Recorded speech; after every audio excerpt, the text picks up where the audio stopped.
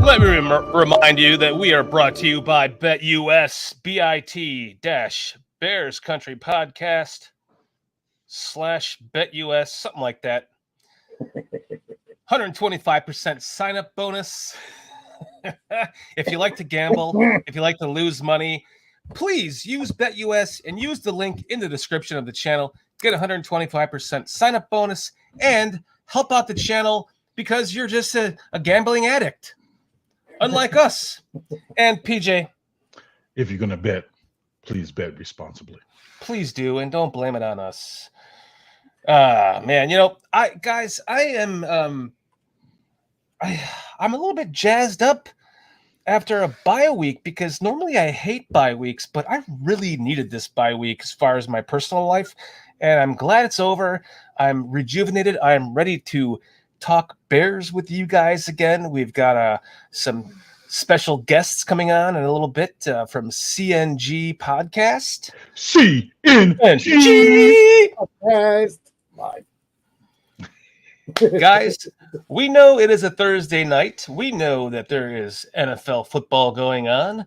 We know that you are probably watching them and us at the same time. And so we thank you for that. Let's get into our chat. How about that, huh? Wait. Hold up. Doug. He threw me off. Let's do it again. Ready? Doug. Bam. Dawn. Cliff Victoria. Hi, Heidi. Vitality. Bruja 7. Heidi Zimmerman. I can smell your hair from here, Heidi. It's glorious. Like Mr. Great Wolfbong. I'm still in the same place. It's an addict bedroom, dude. Because like for 2 weeks he's going. Foster's in the damn bathroom. He's fucking podcasting out of the bathroom. Mr. May. It's a fucking game show. Creighton Wilfong. Doug Van Dorn. We already said him, but I just like saying Doug Van Dorn. So, guys, thank you all for joining us. Appreciate you guys tuning in to us. Hopefully you enjoy the show tonight. And we know that there will be more of you showing up later, and we look forward to seeing you when you get here. Creighton Wilfong, what's up, Creighton? Good to see you again tonight. Mr. Mayhem 69. Ant Moss. Heidi Zimmerman. Vitality. By By the way, do you guys know that Bruja is from Canada, right? Yeah. Nice. Hey. You didn't know that? International. Hey. International player. I Minnesota? don't want to be a player. No. It's up north. You like to stroke my pussy, darling?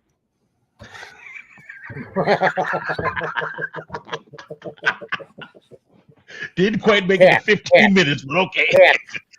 Cat. We did it clearly. It's a cat. That's because I blew it. How are you guys feeling tonight? Another Thursday. It's just like I've said this before. I'll say it again. It seems like every day is Thursday. It just happens so quickly. Here we are again. It seems like every Bears game now is like 10 minutes long, and all of a sudden the season's going to be over. We're already going into game 6 for us now. 7. Well, 7 for us. Week 8. Right? How PJ? Can you describe how Foster sounds? He sounded like he was underwater or something.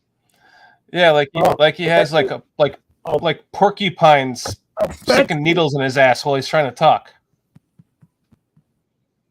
So is that any better? Or no? No. Terrible? It's still terrible? Terrible. He is like a skipping. It's like staticky. You should probably, from this point on, reset your damn internet and your computer before you hop in the show. But you know what, though? I hate to see Foster go. Me too. Because with a mustache like that, it's either it's stained from cigarettes These or people are drilled over and over and over and over and over and over. This That's what is she your said. type. You do this. That's exactly what she said. what's up, King Book of World? Harold's got an answer for everything in that back room, dude. I don't know what he's doing back there. That's the bin. Oh, Jeez. my good. Yeah. I was waiting for the Scotty fits, man, because you're wearing it. Here, man. What? No super Carl's chats? having too much fun. You sound a lot better now, Foster. I didn't do anything, man. I took my glasses off. That's probably what So happened. maybe you could, yeah, you have it. you could. I could see worse, so I can hear me better. Yeah, your glasses were like messing with the frequency. It's the bifocals. They're like 700-year-old bifocals. I understand. Dang. I got them from George Washington. I mean, only the Yeah, the old stuff is the best, right? You That's got right. the glasses as well as the Yeah, I got a couple of his teeth too. Couple of them looks like 6 or 10. Doug Van Dorn. Oh, Foster, that's a mustache grown for riding. I can tell. Wait, did you hear that, PJ? Does it sound like he's a micro machine man now? Yep. Okay. Yeah. Sound Yeah, like you're Gonna have to read that. He needs to go back to the paneling house where all the dead bodies are on the walls to add the insulation for It's the internet. behind the walls, not on the walls. Behind the walls, yeah. Yeah. In the walls. Yeah. Yeah. All right, so We're all messed up by look, the frequency's bouncing off of the blinds in the background. We're not used to that, Foster. It needs to be paneling. He's not used to that. Yeah. Welcome to the 21st century, bro. I'm gonna leave and come back, man. Well, why don't you do that after we bring in Carl, Okay. and and then right before our guests, you can hop out, reset all of your devices, hop back in, and then we'll hopefully be back on track. Anything else we want to get to before we bring in Carl? I mean, this is kind of nothing to talk about right now this week. We have no all 22. We have no game to talk about. We're just talking about speculation, trade speculations, things like that. Yeah. The implications of the trades is because I know we don't have much cap space this year. So But we that have may play a plenty next year. I think we're like the 8th ranked team next year. Yeah. Yeah, next year we have a lot more, of course, but for this year, I think we only have 6 million or so that we can operate with right now. Oh, So that means magic somewhere in there. Everybody else does it. Yeah. I mean, I understand what you said about pulling off some magic, but the reality is, what's up, Antmus? The reality is the fact that if we're trying to trade, especially for like one of the bigger names, not only is Nate Davis a guy that has to be on that conversation, I think probably DeMarcus Walker, because he has that contract as well. Yeah. That's. Let me write that down so we can make sure we get back to that, because I want to bring our guests in to have that conversation. Yeah. All right. I just wanted to put it out there, as a teaser there. What's up, Bearsky? Put stuff out there without answering the question, please. That's it. I can't stand any more of you, Foster. Get out of here. Go fix your internet, dude. That's terrible. Screw you, Dan. That came in clear. Carl, what is up, my man? How are you doing tonight? I am confirmed biggest Josh Blackwell meat rider on this ecosystem here. Hi. Well, hello, Mr. Josh Blackwell meat rider. How are you doing tonight? Real good. Okay, How you guys yeah. doing? I must have hopped into the wrong show there. No, it's the right show. I hate to break it to you, PJ. No, Carl is the Blackwell meat rider. Whoa. We're going to need a pause on that one. Ooh, that's what she said? That's what Heidi said. Just Heidi kidding. said. How's it going, chat? What is Mr. up, Bearsky? Bearsky? Thank you for joining us tonight, Bearsky. We're waiting for Foster to reset his hamster. Man. We can hop back on with us. Yeah, it's a shame, right? Like, pre-show, he was perfect. He was. This is just how it works with Foster. He's got like a entity that follows him around and just fucks with him the whole time. Well, from a technical standpoint, I wonder if he's just, like, watching the stream, and that's, like, tanking his internet. Like, on a second device. Real life poltergeist. Reminds me of a YouTube channel I've been watching when I've been going to bed lately. Trying to scare the shit out of myself to have nightmares. Yeah, that's Foster's World. Oh, Tony- I thought you were setting us up for a joke. What channel is it? Oh, If you're being serious, I don't know if you're making a joke.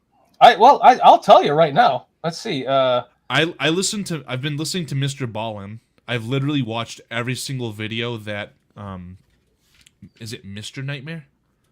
Like I asked you guys about this on stream before, and I asked if you guys thought I was a weirdo. Like I legitimately listen to scary stuff to help me fall asleep. Oh, really? It's called like the 5. I'll tell you right now. Hold on. I need to address I'm all over this. Hold on, PJ. This is important. The 5. Oh man, I've looked at so much stuff that it's not in my recent history. Do you want me to tell you what I listen to? See if that helps. But it turned me on to this guy. It's a channel called The Hooker, and this guy actually, his house is haunted, and he moved. He was driving down a scary road, like a haunted road one night, and he had a dash cam, and this entity came across the road, like almost hit his car, and he freaked out. And ever since then, it's like it followed him home, and he's been documenting this on his own. He started a channel to document the hauntings that he's been getting in his home, and he set up cameras and stuff while he was at work. All the PJ, I'm having a conversation with oh damn it, my mouse is not working.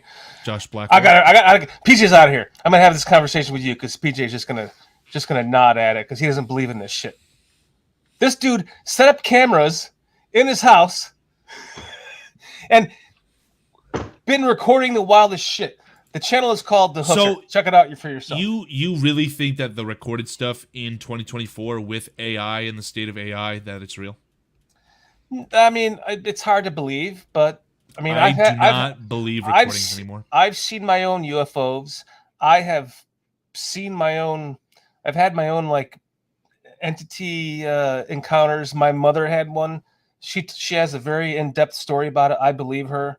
So I mean, you know me. I like to pontificate. So anything's possible. Please read off Paul's beautiful comment for the audio listeners, Dan. After the primitive hut videos, Shorty moves on to ghost hookers. Yes, that's awesome, Paul. Totally. I got so sick of primitive hut videos. Doug, do I listen to Blame It on George or Jorge or Nick Crawley? No, I don't, but I would love to. My rundown is this. I started with Mr. Nightmare, watched every single Mr. Nightmare video, started to listen to it's a weird name of a channel. It's like Explore With Us. They do more like documentaries. I've watched a lot of their videos, but I'm getting bored of them. And right now I'm listening to Mr. Ballin. Mr. Ballin out of the 3 is my favorite as well. And it's not necessarily terrifying stuff. It's more just like creepy stuff. But I don't know. I feel like it's a medical condition that I have. I bet CJ and G Dub is in the background saying, "What in the world are these brothers talking about?" PJ, for our audio listeners, could you please define brother? Once again, what a brother is anyone who is a man, who identifies as a man, and wants to be a man. That's a very loose definition nowadays, PJ. No, but shout out Scottish Bear. That's absolutely anyone who is a man. Wait, PJ, do you mean Greetings. I'm Dr. Dick Richards. Have you ever... Yes. Hashtag not an ad, even though that's clearly short. A penis. Be considered a man. I wish I could find this channel for you. PJ, I have a bad surprise for you. Not for me. Not for me. That's not for me. Bad surprise. I wish it was that simple, PJ, but it's... yeah, let's talk about the Bears. Well, there was something I had on the screen that I wanted to address from Mr. Mayhem. He says the Vikings need to lose. I think it's too early in the season for us to be needing anyone to lose right now because we still control our own destiny. So if we beat the Vikings twice, we're good. So we just got to win out. That's how I look at it. We haven't played one divisional game. So right. It literally, we have everything in our hands. Right. So we're not there yet, Mr. Mayhem. Win out? Win out. I mean, I had him 13-4, but you have him 15 I'll and say 2. if there's a concern, the point I'm making is if there is a concern that we don't have to be there yet, all we have to do is win all our games. I'm like, so yeah, we get to the point where we're losing games and then it's getting down to the nitty gritty. Then we may need somebody to lose. But right now, as long as we take care of our business, we're in good shape. What is up, Vernon Roseman? What's up, Tony Moy? Tony Moy. Already, is that OnlyFans, Shorty? You guys are awesome. Vernon. I saw the most crazy statistic, and the only reason I'm going to tell you this is because the way that it was framed on Twitter, it reminded me of like a pitcher's statistics, right? Like you have your win-loss record, you have your ERA. This person said that this OnlyFans content creator, they created 400 videos and 300 pictures, and they earned $72 million. And I think that was an accurate number. Wow. That's what's happening nowadays. OnlyFans is generating $72 million of revenue in a short window. This was like a 4-year window they did it. Don't you wish you were just like a 25-year-old woman with a nice ass and a pair of titties? No, we can make that money with Foster. Nowadays, I could make that happen. We can make that money with Foster. Look at it. Look at that hair. Do you mean Mo? Do you mean Mo? Is that Mo? That's Mo Lester. Foster, let me ask you a quick question real quick, just as a troubleshooting I'll let you can ask me. Are you watching the stream? Are you watching the stream on an external device? Yes. Maybe you should stop that. It might help your internet. Just saying. That hamster doesn't have to work as hard. For 2 years, man. How many years have you had the issues? Probably because I don't have a headset or a microphone. I got a cheap, crappy laptop. I don't know what. You know what, young man? That's it. You guys. Your bandwidth is tapping out, man. Uh-oh, it is Mo. That's the problem. He can pull himself back in, Mo. I literally didn't. I did. I put him right back in. Just. Is it fair to say that you were pulling me in and out? Like Mr. Doug Van Dorn? These people are drilled over and over and over and over and over and over. That's what she said. You do this. Without further ado. Yeah. All right, we've got almost 20 minutes of shit talk. What do you guys think? We bring in our guests. Absolutely. We don't want to have them sitting back there any longer wondering what the hell we're talking about. They back there wondering, what type of show did I volunteer? I told them that prepare for some. Yeah. Some Vernon wacky... Roseman. Hey, Vernon, how you doing? Vernon. Guys, let's bring on our guests. We got the CNG Podcast. We've got GW and CJ.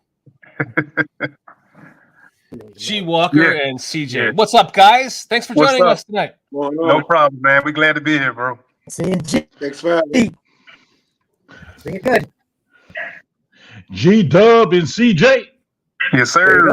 There you go. Foster still sounds like shit. It's awful. I love Foster. I do too, Ben. Man, what's going on with that internet over there? I don't know, man. You gotta give the hamster some water. Oh, is that what it is? I think it's not just food, but water. Yeah. Gotta spank the back of the monkey. Is it still terrible? Yeah. Give it a minute. Let us talk for a second because it seems to kind of reset itself and come back. Guys, G Walker, CJ from CNG Podcast. Thanks for joining us tonight. Giovanni Giorgio. It's been a bye week. It's been a lull week. How are you handling the bye week? How are you handling as we're going into week now? What is this game 7 for us? 7, yeah. And where are your thoughts as far as where you thought we were in the beginning of the season as compared to where we are now? I'll let you go first, CJ. We'll go down the panel from left to right. Did I think the Bears were going to be 4-2 at this time? Probably not. I think I had them a little bit higher as far as the record. I thought Caleb was going to come out, throwing fire, but he struggled, for a couple of weeks. But he picked it up right around week 4. Mm-hmm. So it may not have been everything I expected, but for the Bears to be 4-2 right now, it's okay. Nice. So you're optimistic. Yeah. Just so you guys know, I had the Bears winning the Super Bowl this year to become the first team with a rookie quarterback to win the Super Bowl. So Okay, I got to ask a question there, CJ. What made you think that Caleb was going to come out on fire? Well, it's what I've seen from him in practice, and and all the footage that I've seen from him during training camp. I like what I saw. Okay. I like what I saw. All right. So that just had me thinking, okay, maybe the Bears are going to have a 6, and maybe they're going to have an undefeated record. And I didn't think that Caleb was going to struggle like he did those first 4 weeks. Okay, that's fair. By the way, really quick, I saw you guys on the Outdated podcast last night, and we see NFL Outdated last night as their guests. We see you guys in chat tonight. NFL Outdated, thank you for joining us. Bear down, much love, and let's keep this going. Go ahead, PJ. No, I just was wanting to piggyback on the question you asked him. So when you move on to a G-Dub, I got a follow-up question there too. No, G-Dub, like how are you feeling? Like for me, you guys are first-time guests, so right. I'm sure you've never watched our channel. I wouldn't blame you for not. Like, we're lucky to have the people that do. But right.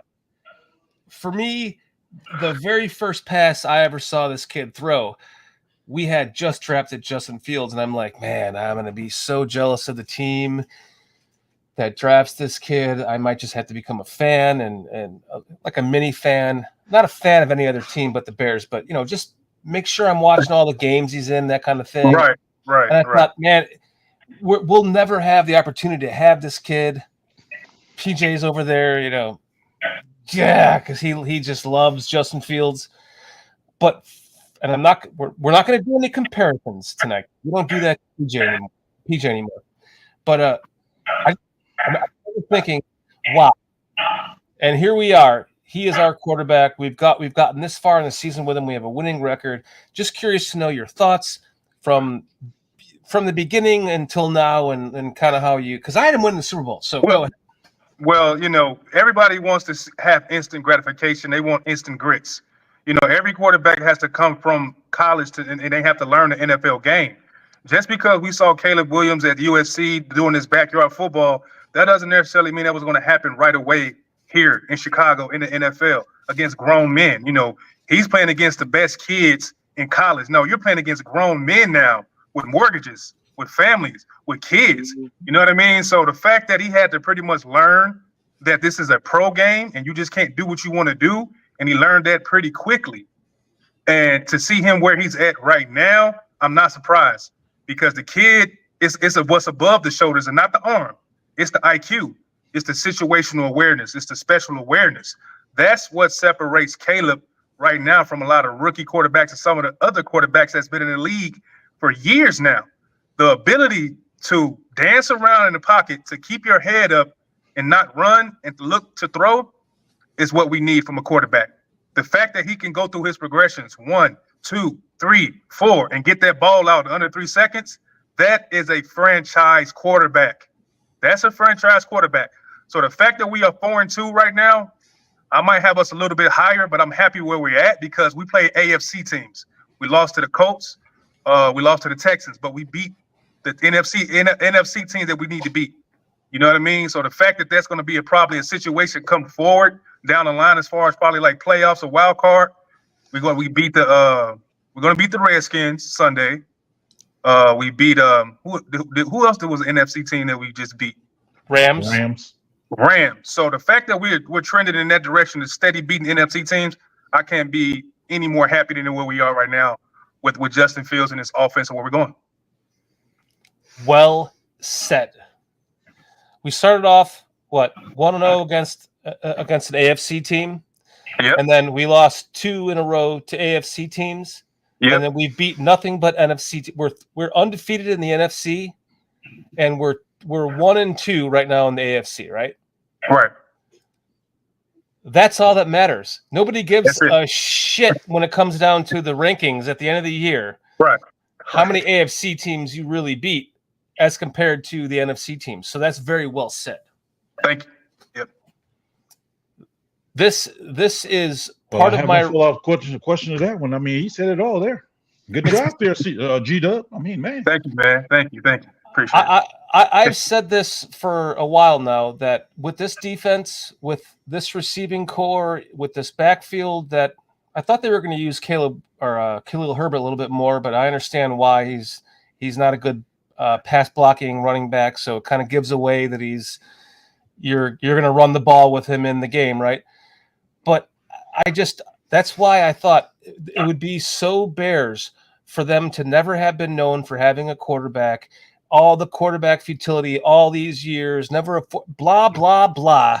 Right. That is exactly why I thought with this team, we could become the first team in the entire history of the NFL to win the Super Bowl with a rookie quarterback. It's not impossible just because of the fact that everything is Caleb Williams he's what's the word I'm looking for? Insulated. He's insulated with the Bears, with the defense, with the linebackers, with the cornerbacks, with the safeties, the running backs, Keenan Allen, Roma Dunze. He has a lot going on, and if he can get up to par, get up to speed quicker than anybody can anticipate, because nobody knows the Bears offense right now. You know how the rookie year, the first year, you can sneak up on some people and beat some people because they haven't got enough tape on you. So it's in the realm of possibility that could possibly happen, man. I would love to see it. It'll be a hell of a story.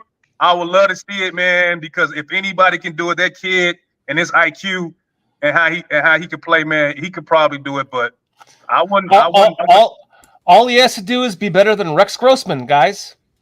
All he has to do is not turn the ball over. We have a defense that's going to pretty much give you the ball back, and this is the first offense that we had that we turned the ball over, that we're actually scoring our points. So the fact that we got a good defense that's going to get his kid the ball with a short field all the time, that's a recipe for success right there. Walker, I just wanted to throw myself in here because keep winning no matter what. I'm sorry, bro. Kansas City. So why does Kansas City keep winning no matter what? Because their defense is always on the ball, always. Oh, Foster. Your internet sucks tonight, dude. All I wanted to say to G Walker's point, because he made the point of sneaking up on people, I think it's possible. But I don't know if Dan has said this point or who said it on the show. But is it possible that the Bears no longer have the chance to sneak up on people because of the Texans? Thanks to Mr. C.J. Stroud last year and how good a rookie quarterback can turn around a franchise. The Bears had a lot of hype going into them, right? So I think it's not that we can sneak up on anyone, especially not our division, who we still have to play 6 times.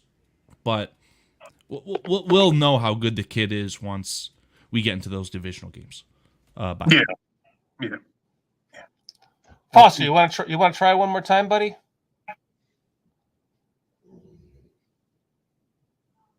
You're muted. You're muted. Unmute yourself. I'm going to try it one more time.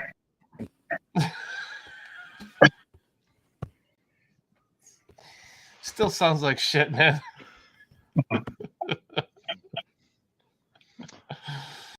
Turn the stream off, Foster. Turn it off. I think the thing that we're overlooking to a degree is these last couple of weeks that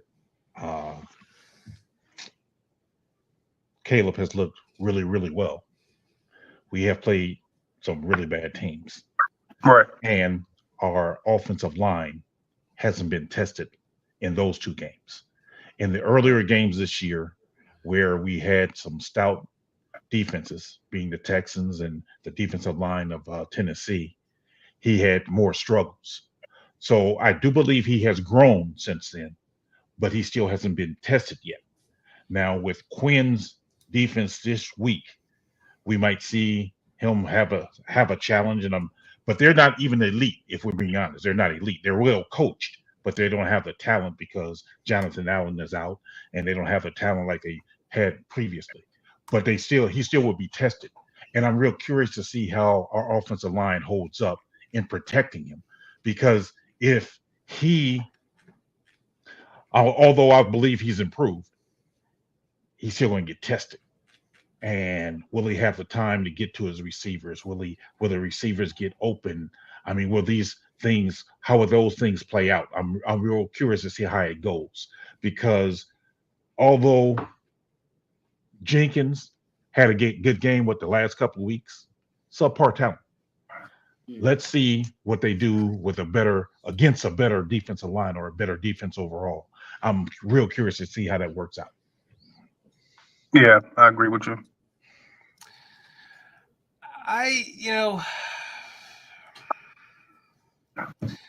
The Titans right now are the number 1 ranked defense. We beat them. Record? Right. Because defensively, they're number 1. How did we beat them? Because Levis threw a horrible interception. And it was the first game of the season. But that's part of the game. You know what I mean? And that's part of the game. Quarterbacks make bad decisions. You got to win the game, whether it's you up by 25 to 3, or a quarterback throws it for a pick six. That's football. So the fact that things like that happen in the game, that's just part of the game. I'm not doubting you got to be able to capitalize on those type of situations and win games, because sometimes you got to win ugly. Winning ugly is still a W. I'm not doubting that, but to say that we won that in a convincing manner is Never not the case, because our offensive line looked horrible against it. Yeah. So that's what I'm saying. I mean, so we went against 2 good defenses in the Texans and the Titans. In those games, our offense wasn't looking so good. So again, that's what I'm saying. I don't know where exactly we're at yet. I mean, I believe we're improved, but are we truly to the point where we can say, you know what, we can go into another Texans game per se and really dominate? Or even when we went against Indianapolis, we didn't dominate that game either. So our offensive line still suspect until they show me different. There's something that's going on with the offensive line, and this has nothing to do with the offensive line. It's Caleb Williams. The fact that he can he's making that offensive line better than it's ever been. He's making that offensive line better, and they're playing to his strengths, not having him in shotgun all the time. He's going up tempo. That protects your quarterback. And his ability to throw off and dump off and throw in the flat, that's so important. That is important for him to know where his security blankets are, whether that's DeAndre Swift, whether that's Cole Kmet, whether that's Keenan Allen in the middle of the field. He smoked the middle of the field against the Jaguars. And he smoked it. He was almost like 10 for 10 in the middle of the field. So the fact that he knows where his checkoffs at and his dump offs are, that's what's starting to separate, making this offensive line look better than it actually is. It's him, because this is the same offensive line that Justin Fields had, and he's looking 10 times better with the same group of men, the five fat guys up front. He's making them look like way better than what they are. So Caleb Williams is the reason why this offensive line is playing better than it ever played before, because of him. So I'm not really concerned about the offensive line being suspect, as long as he can get up there, pre-snap adjustments, check his protections, know where his safety nets are, and throw that ball. Caleb Williams will be fine. But I'm not downplaying good defenses, though. I'm just saying, you put a kid like that to know how to do his reads and pre-snap and make all the adjustments he needs to make. You got to go to war with that. I'll take that any day of the week than what we used to have. You know what I mean, CJ?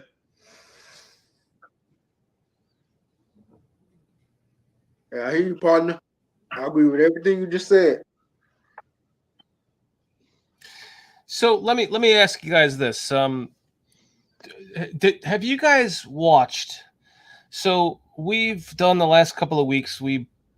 I wouldn't say breakdown, but we watched the All 22 together and kind of talked about all the good plays. And PJ loves to point out all the bad shit that happened on the good plays too, because PJ is a perfectionist, and so he's always trying to look for who can, who's doing his job best and who's doing his job worst, right? So it was it was 2 games ago against what was it, the Panthers. Tevin Jenkins goes down. Can't stay healthy. Insert Bill Murray, and all of a sudden it became the Bill Murray watch for Bill the Murray, rest of yeah. the entire rest of the all 22. From that minute that he came in the game, we were watching Bill Murray, and we saw nothing but him cleaning house. There was one play he was blocking his own guy. Braxton Jones was getting beat. He took out Braxton Jones' guy, put him on his ass, went back to his own guy, put him on his ass, went and helped out Shelton, put his guy on his ass. He did 3 guys in one play. And I pancaked him, not per se, didn't land on him, but put him on their asses. And then he doesn't play again the next week. To me, I think to us on this panel at BCP, we all think like this is the most dominant offensive lineman we've seen in a while. Yeah. And whether it was the Panthers' talent or not, you in our opinion, you have to give that guy one more chance. I'm saying, and I think I could speak for the most of us, put Tevin back at right guard, put Bill Murray at left guard, and let's play out the season all the way to the Super Bowl, baby. Facts. Yeah. I love that, man. I mean, you got to play the best guys, man. Like, you got to keep the momentum going, whoever it is. Where's the best player at that moment in time? Play him. If it's not Tevin, if it's Bill Murray, play him. Get that consistency going with Caleb Williams, man, so he can know how to play with his guys, because he's out there playing chess with his offensive linemen.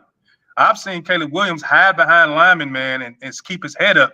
So once he learns where those big bodies are, where he can hide a little bit, come back up, step back in, dance around a little bit, that matters so much. It matters, man. So the fact that, we got this type of depth that we got right now, and we're seeing, it's good, man. It's good. But I'm with PJ, man. I gotta see it against a better defensive team, man. But I think Caleb Williams is just really good at just checking his protections and changing shit when he want to get up there and keep that defensive front for whoever it is going. That 7, he just got it, man. He just got it. And teach it. I think when it comes to again the line, he has his troubles with a 30 or an odd front, being the 3-4. So when he faced the Titans, Sweat, Tavondre Sweat, I think, killed or just dominated Shelton. When he went against the Texans, he had problems with that 30 front. So Green Bay runs a 30 front. Right. And I think, if I'm not mistaken, Minnesota runs a 30 front. So those are 2 fronts that we're going to have to be concerned with. Now, Detroit. Oh, he said that 4-3. Who's that? Detroit's a 4-3. Yeah, Detroit's a 4-3, and they lost their best defensive player. So that may be, depending on what happens at the trade deadline for them.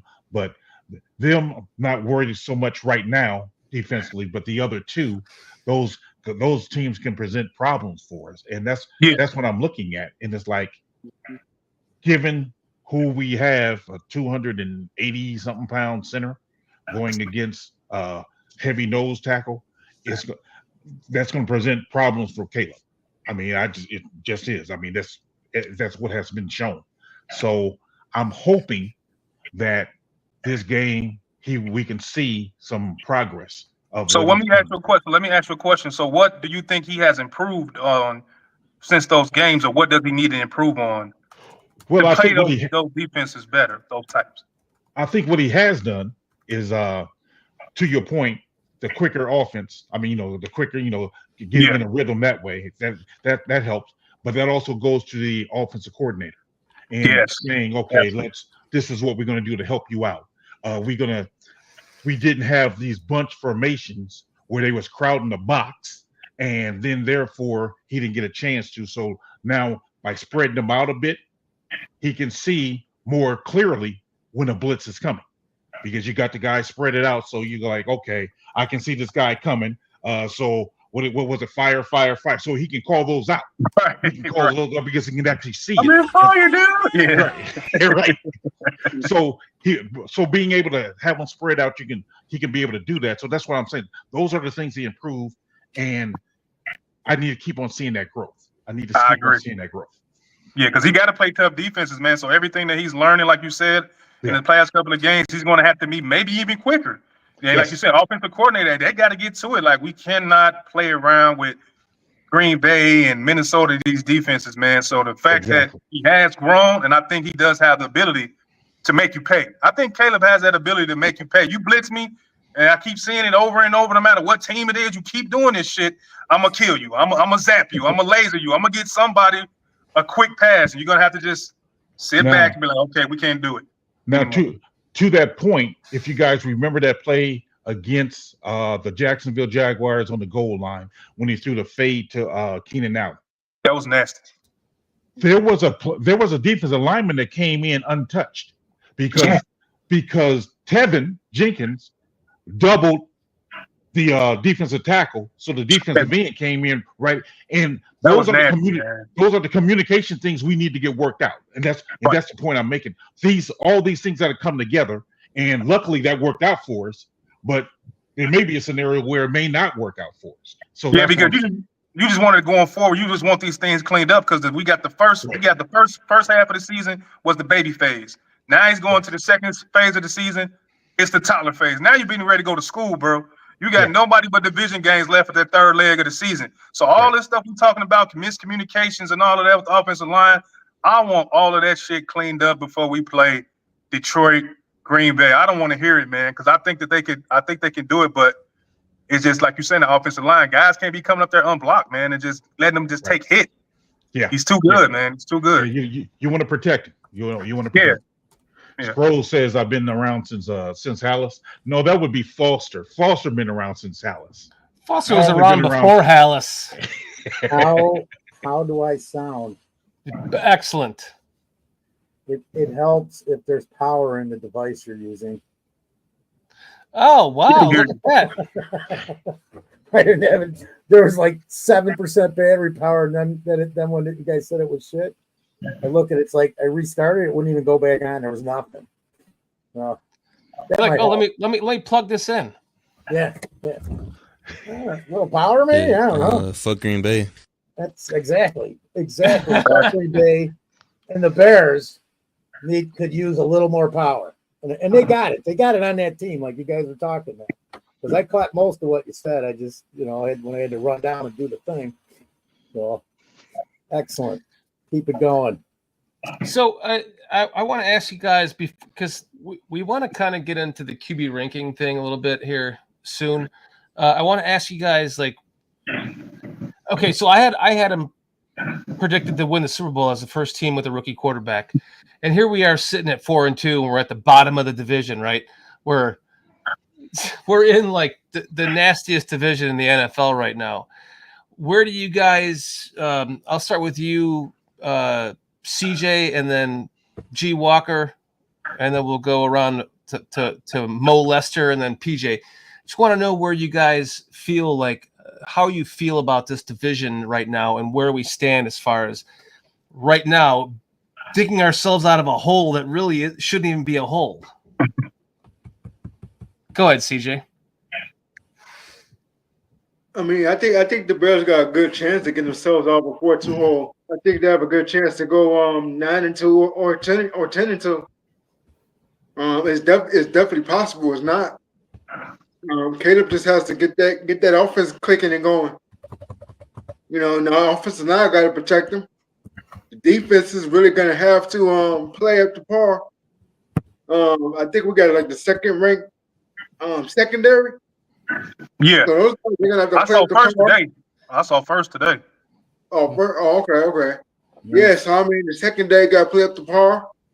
The whole team is gonna have to play the par to get themselves out of their 4-2 hole. I don't see the Bears being in the bottom of the division for too long. I can definitely see them getting out of the bottom of the division quick. I agree. It's all gonna come down to Caleb and how he plays with that offense. It's all gonna come down to the defense and the special teams. Tyler's gonna have to punt the ball like he's been doing. Get those offenses back, back on the 5-yard line, 10-yard line, and let the defense go to work from there. Yeah, and I agree with my partner, man. It's just gonna come down to how much do you believe in our secondary? because I'm tired of seeing Jerry Goff ass out there every week going 19 for 20, 20 for 21. I'm sick of seeing that. I'm sick of seeing these quarterbacks in this division just sit back there, have all day, and just hit their targets. None of them has played our secondary all year, man. So people really need to believe in Jaquan Brisker and Tyreek and JJ and Bayard. Like, that secondary is no joke, man, especially when that front line is getting pressure. You know what I mean? So nobody has played the Chicago Bears secondary in this division. So everybody that's thinking that they're just going to run away with this division, whether it's the Lions or the Vikings or the Packers, is not. Nobody. Their secondary is nowhere near as good as ours. Name me one team in this division with a secondary as good as ours. I could be wrong. I could be wrong. Let's just let me know. G Walker, I've got a surprise for you. I want to throw you up something on the screen just to show you. I really want to drive home that point because you are abso-freaking-lutely right. Let's do it. So, what we're looking at here, the stat is expected points added per dropback. So, ranked best to last, the Bears secondary is expected to give up negative 0.2 points per throw. The only other teams, comparable are the Broncos and the Vikings. Then the fourth place team is almost like 0.15% lower. Like, it's crazy. The Vikings were better last week before they had to get beat up by the Lions, but just statistically, like, the Bears are by far the best secondary in my opinion. I think that this stat carries the most weight when you talk about the secondary. Yeah, because it's a pass happy league, so you got to hang your hat on that. We have the best secondary in a pass happy league.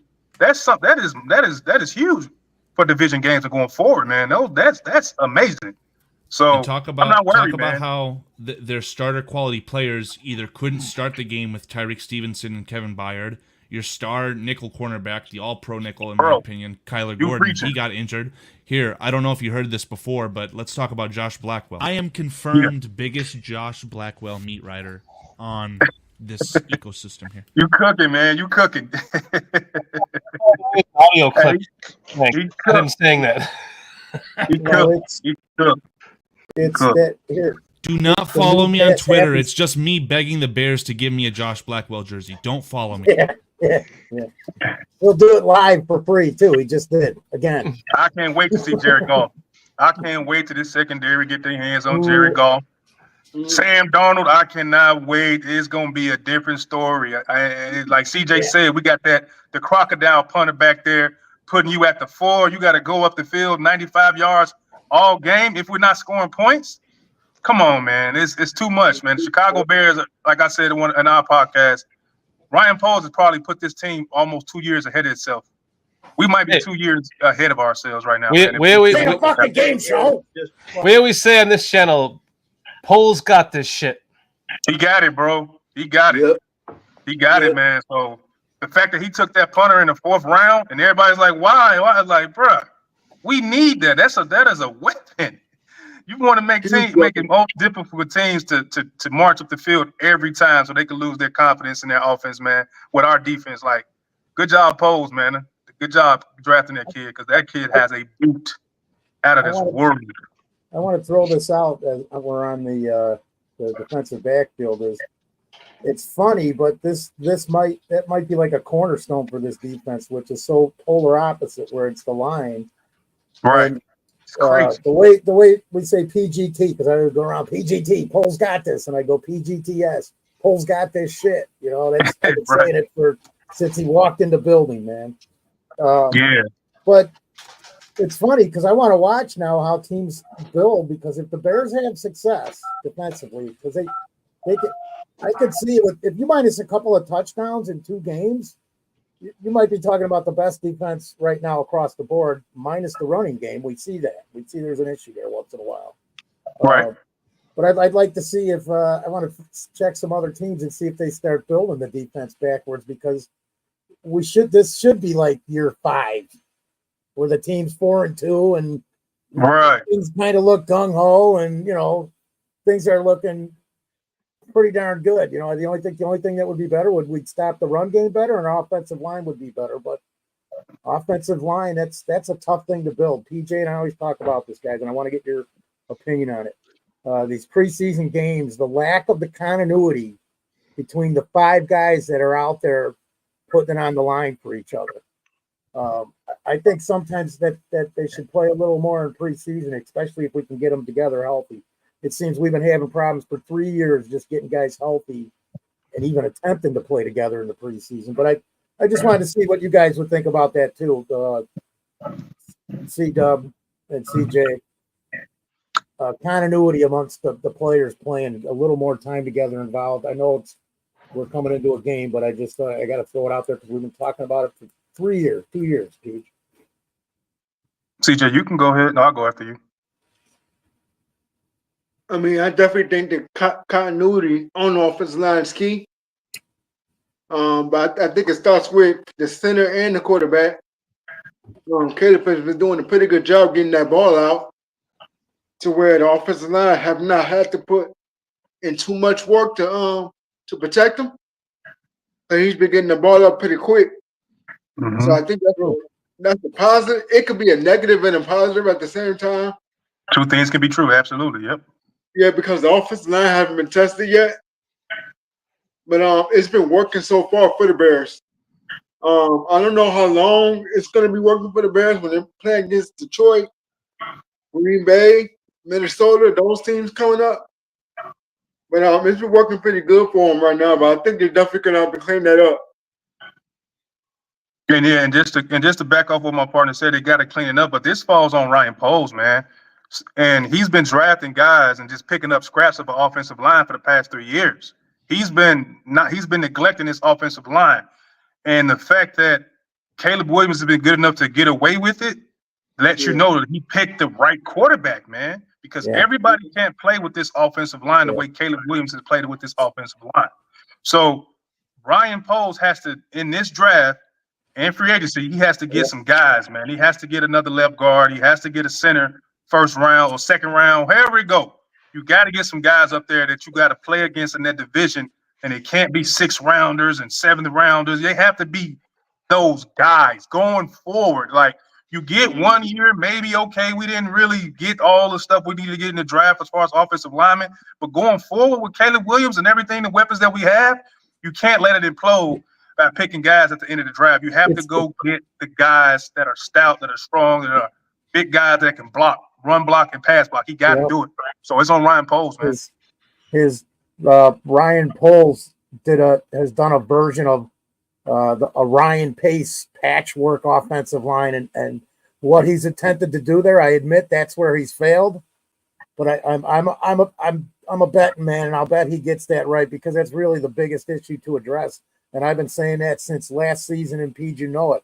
Every time we talk about what's the Bears' biggest need, the first thing I've been saying is interior offensive line for over 2 seasons, man. Absolutely. So I'm piggybacking on you guys because I agree too, man. We're all saying the same thing. Because it's easy to see what the problem is. You got the linebackers, you got the safeties, you got the corners, you got the wide receivers, you got the quarterback, you got everything. But nothing, you can't do anything with the guys up front, can't run and can't pass block. So the fact that it was looking so bad in the early of the year and everybody was on him, man, hey, he deserved that critique. But Caleb Williams, he's a guy that looks like he can make a chicken salad out of chicken shit, man. With the way that he processes and gets that ball out. We lucky, man. We're a lucky fan base to have that kid, man, because there's no way, man. There's no way. There's no way. I want to go on this with this too, is he went out and upgraded. We've upgraded at every position. If you look at from 2 preseasons ago, not even 2.5 years ago, look at the roster and then today. Everything has been upgraded. The only thing that's fluctuated up and down has been that offensive line. Everything else we've got a huge improvement over what we were 2 drafts ago. He's an ex-offensive lineman, so he doesn't get no excuses for this. You know what I mean? It's no excuse, man. Like, it's the weirdest thing that you'll think he'll struggle with from him being an ex-offensive lineman himself. My only biggest thing that I can kind of flow with them was starting in that first draft, because we went back and looked at it, and I don't know if you remember this, Pete.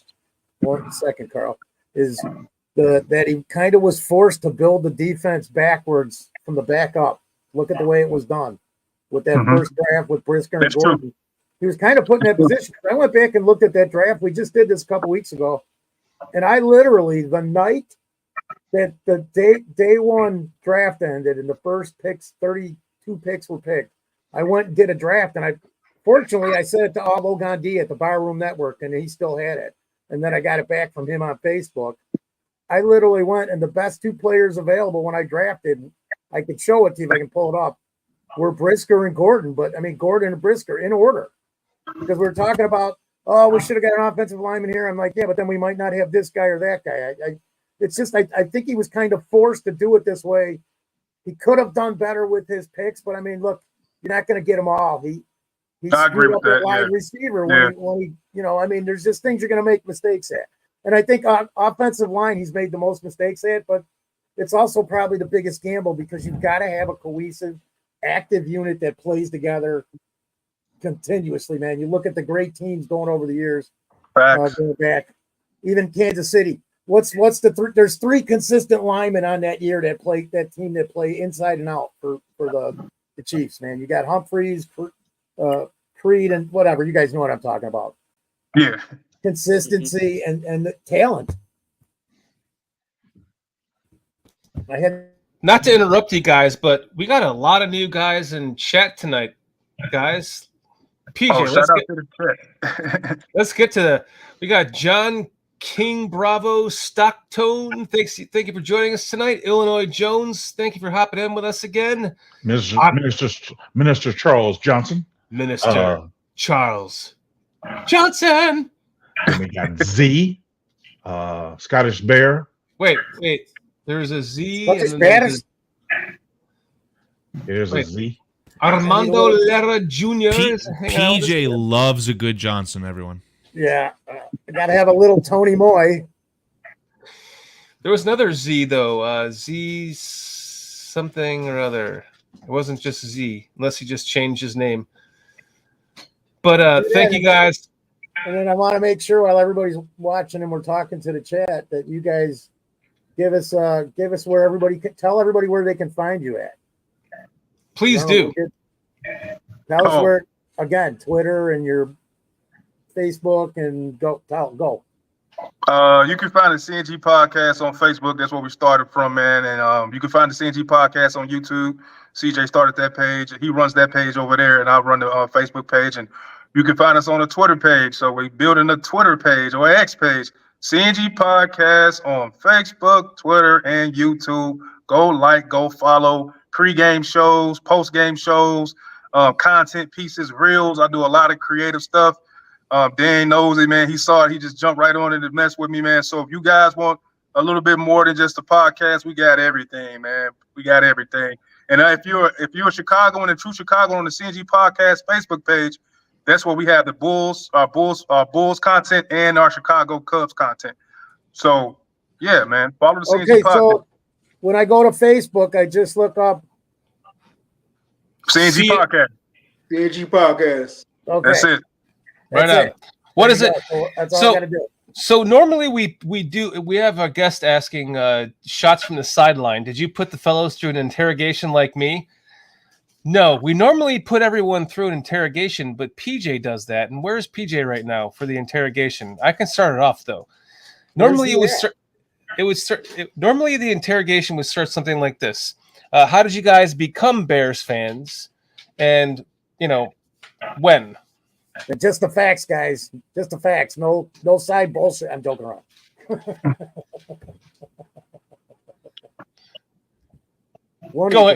Go ahead, CJ. How did you become a Bears fan? I was kind of like just born because my family's already Bears fans. I was kind of like just born into it. My parents just watched a whole bunch of football games, Bear games and whatnot. I went to a couple of games as a kid. So I just fell in love with it that way. It wasn't like something it was something like I was just born into. Like it was already just there. Mm-hmm. It was born to you into your blood. Right. Is it kind of like I'm the same like way, this? dude. Hey. Yeah, this guy. Look at this guy's trick. That's dope. It's the wrong colors, but it's old. Yeah. Looks good enough. It looks 80s. It looks retro, man. That's a good one. Cubby blue though. Before you answer, C-Dub, I'm going to tell you this. CJ, so my dad's dad was a Bears and a Cubs fan, and all they had was radio.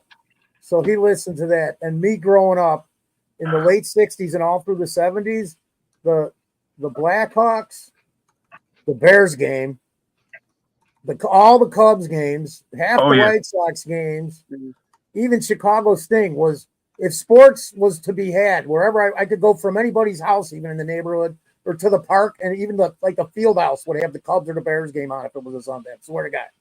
So it was. I was born into it. It's in my blood, just like you, man. The generation before put it there. That's instilled. We're Chicagoans, dude. That's what we do. We're loyal to our teams and we bleed. We're die hard. That's it. I'll give you my statement last because we have a bunch of new people in here in chat, and you might like my statement as well. So go ahead, C-Dub or G-Dub. Yeah, man. You know, I was born into it like you guys, man. You know, I was born on the west side of Chicago, north side.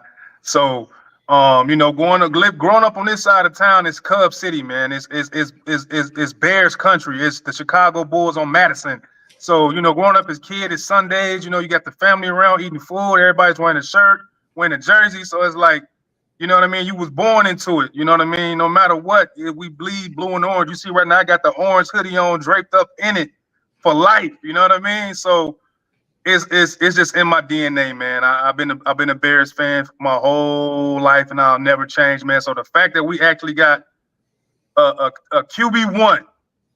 I've been not wanting to jinx this the whole time. I can't talk about it too much. He's everything I thought we would eventually get, man. And I can't believe it's happened before I'm 55, 70 years. No disrespect to nobody, but man, how long was it gonna take? I just remember family discussions like, we ain't never got no damn quarterback. We never gonna get a quarterback. Like, I'm sick of this. Like, we always got a defense. We got Lance Briggs. We got Khalil Mack. Like, it was just everybody's like, I'm sick and tired. And so the fact that they pivoted in this era, man, to be a Bears fan right now, 2024, with everything that we got on both sides, with a first round pick, 2 second rounds, and cap space, and man, it's just fun, man. Let's enjoy it. It's in my DNA. Let's just enjoy it, man. Let's enjoy this ride. Love real quick, hold on, Shorty. So I'm from Garfield Park, dude, and then I moved over to Edison Park. Dog. I was just seeing where you're from. What? I was born in Humboldt Park, man. Don't tell nobody that. Okay. I was born in Humboldt Park. Yeah. St. Luke Presbyterian, dude. Garfield I was born in St. Luke's. I was born in St. Luke, which is Rush. Yeah, I was born in St. Luke's. It's Rush Hospital now. Yeah.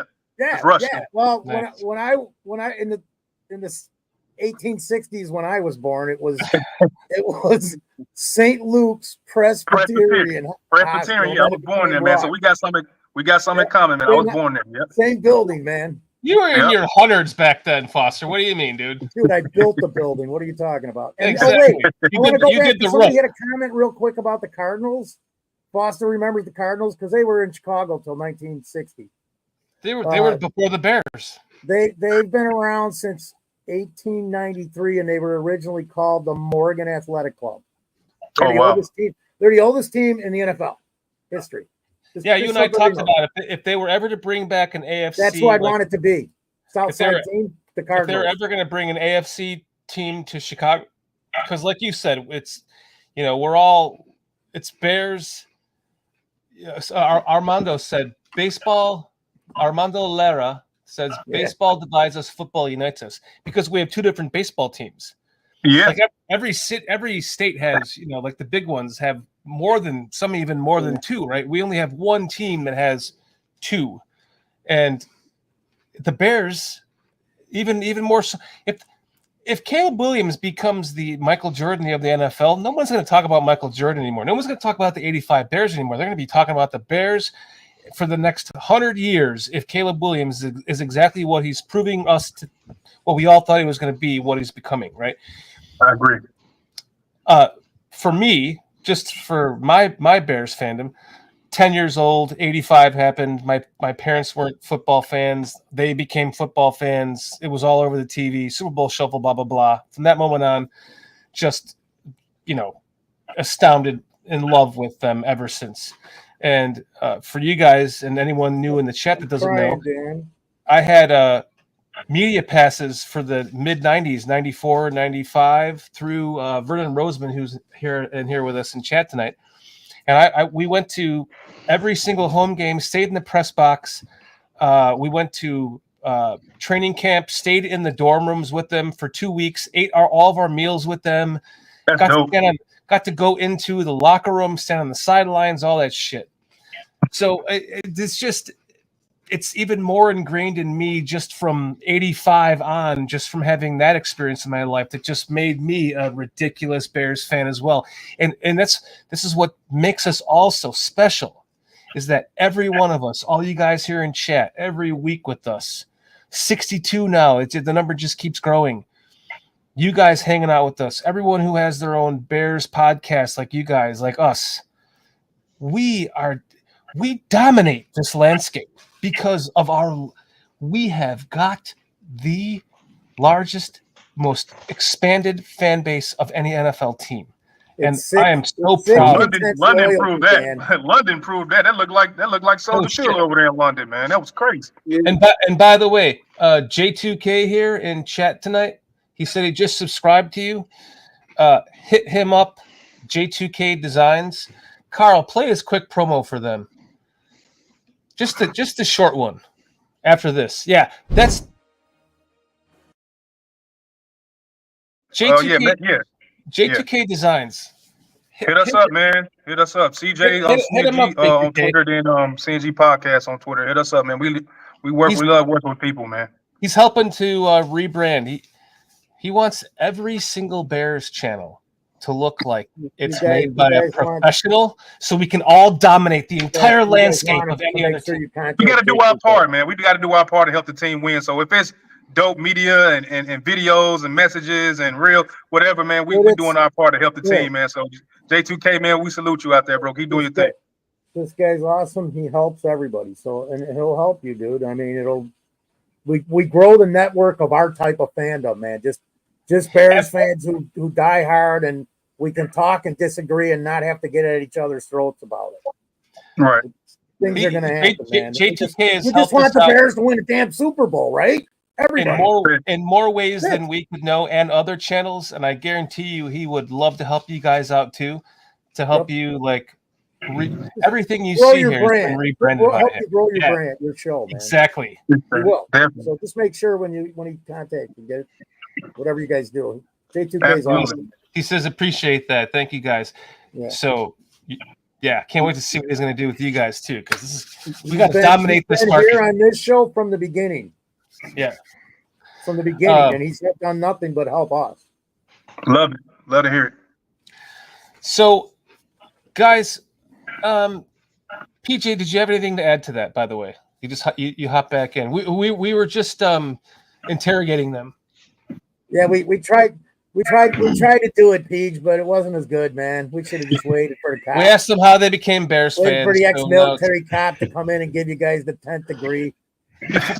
Before we get into the quarterback, we're going to start ranking quarterbacks here. Before we do that, Peach, any last interrogation questions for them besides how did you become a Bears fan? No, I just want to piggyback on what you guys did say regarding J2K. He does do a great job. He's personally a good dude. He's really a good dude, and he loves helping. So, yeah, if you guys can reach out to him, he'll be more than happy to help you guys out with your designs. Absolutely. And by that, we're talking about for nothing. So check him out. Hit him up. Help. Sorry. Yes, free.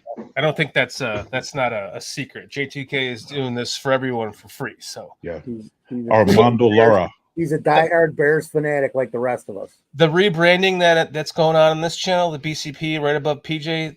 Pull PJ really, or if you pull all of us, you can see the rebranding of the thumbnail that he made for us.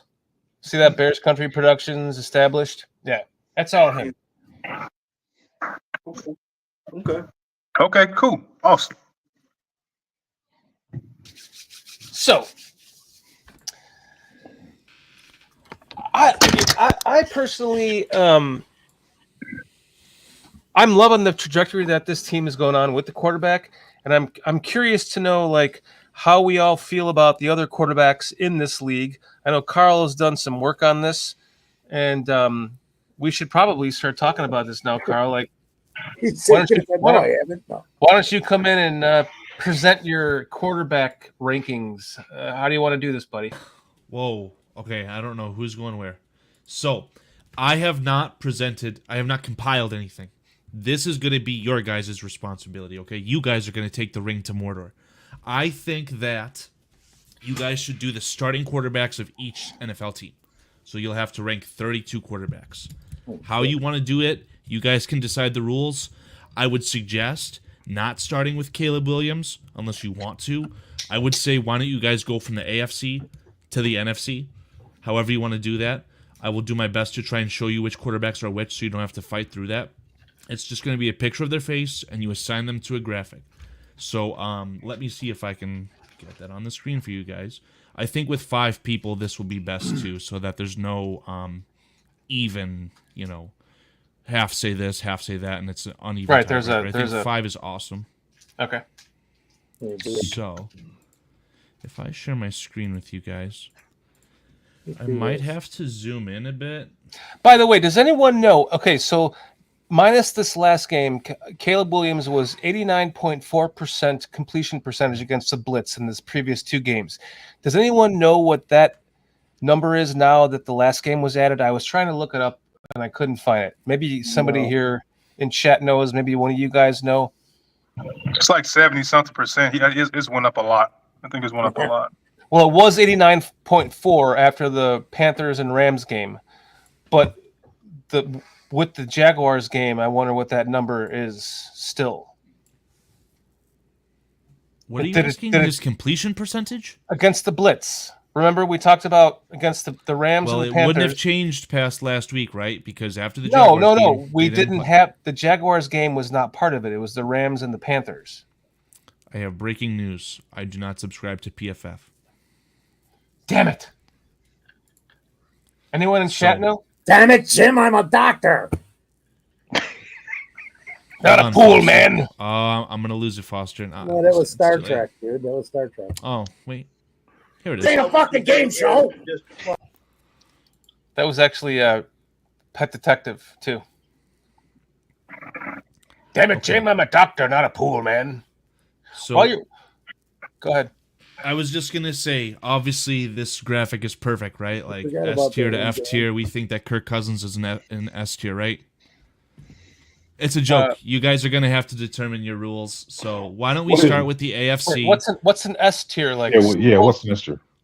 You tell me. You guys are gonna decide the rules. I think that only one quarterback deserves to be in the S tier, and I think you know who that is.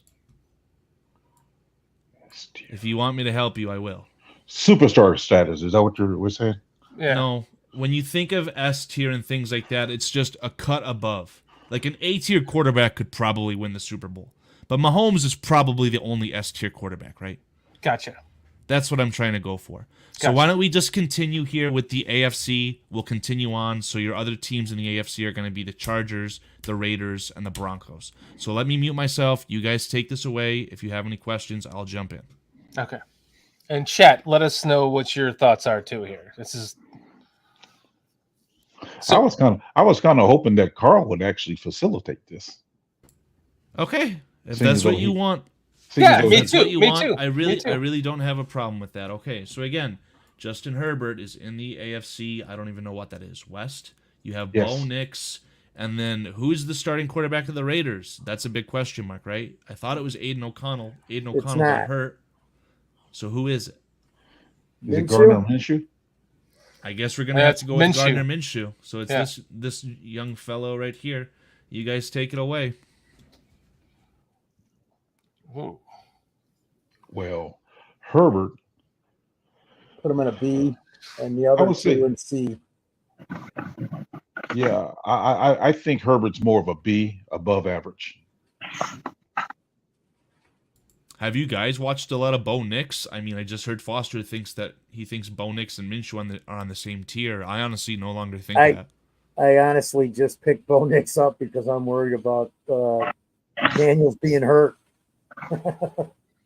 So I would probably move Bo Nix up to a B right now too, actually. But Really, there's two whole tiers below. Honestly, I think Gardner Minshew is like a fringe F tier. Like he obviously is not the guy with the Raiders. The Raiders are already probably tanking for a quarterback.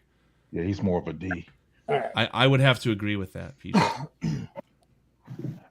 Now, C Dub and CJ, if you guys disagree with this, go ahead and chime in with what you think. But we have a super chat.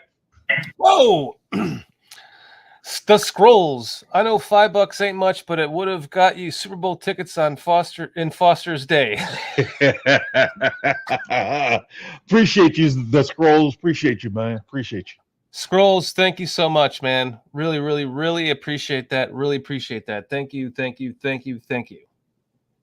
You guys are the reason why we do this, and that goes that. Thank you so much. We really appreciate that. So, G Walk, you got anything to say about this? The list is fine, man. You know, Herbert. I will put Herbert in the C bracket. I think he's a C. I don't think he's a B quarterback. Can you give me about 2 sentences as to why you say that? I don't think he's consistent enough, and I don't think he's. I think he's not consistent enough, and he's just not. He's overhyped to me a little bit.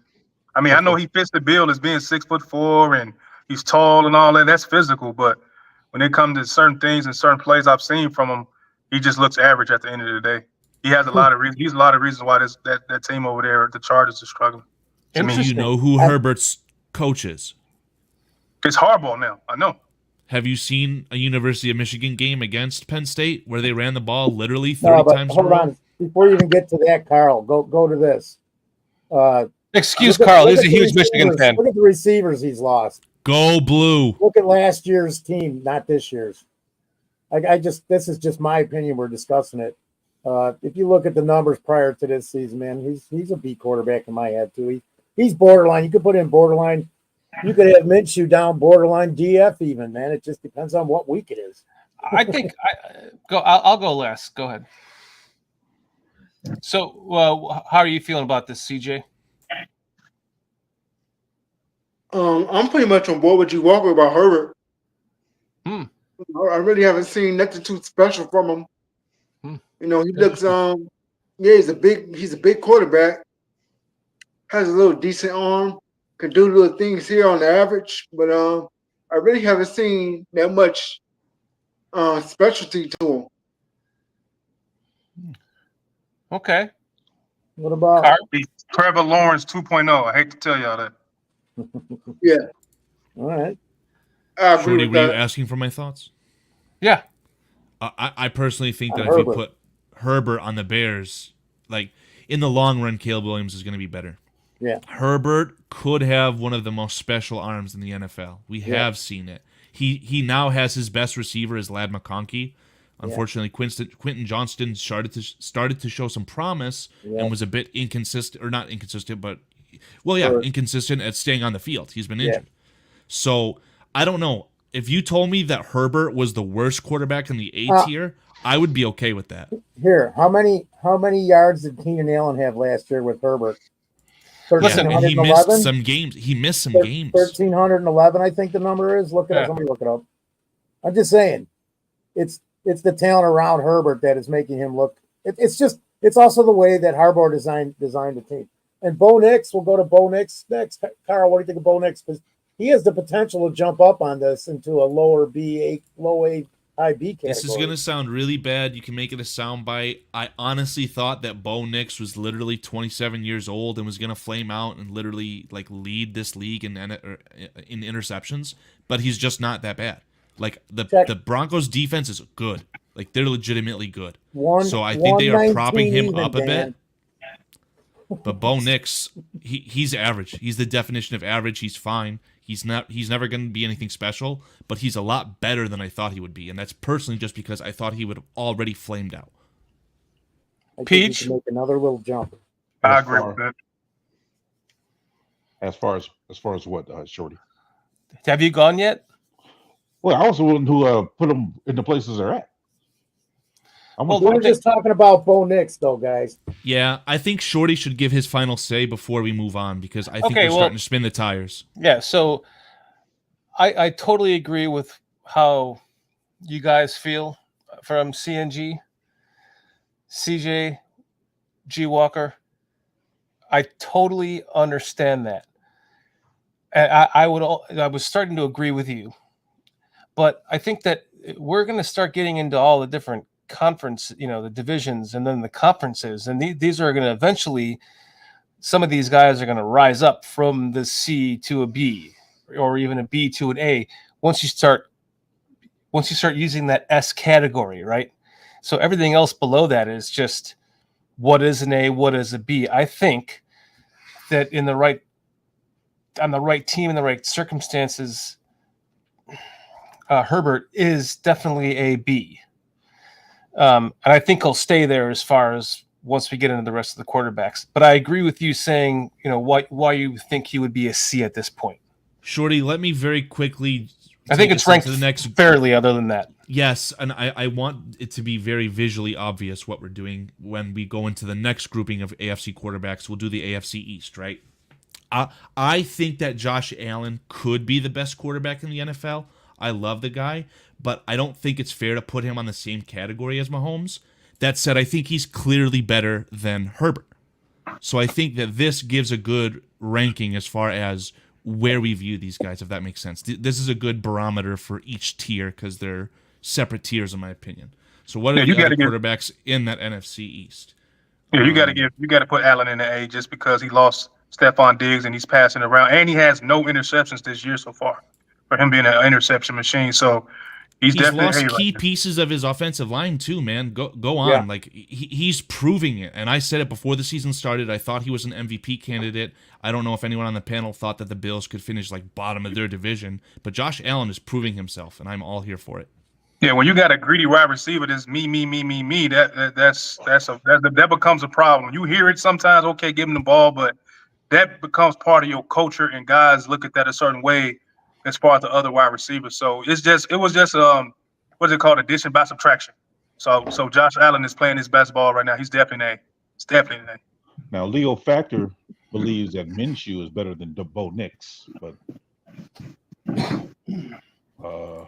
let me ask you, PJ, does it matter? I was just going by what Leo Factor says. I mean, I was, chiming in. I'm just giving Leo Factor a hard time. I know. First off, what's up, Leo Factor? Good to see you again. And shots from the sideline.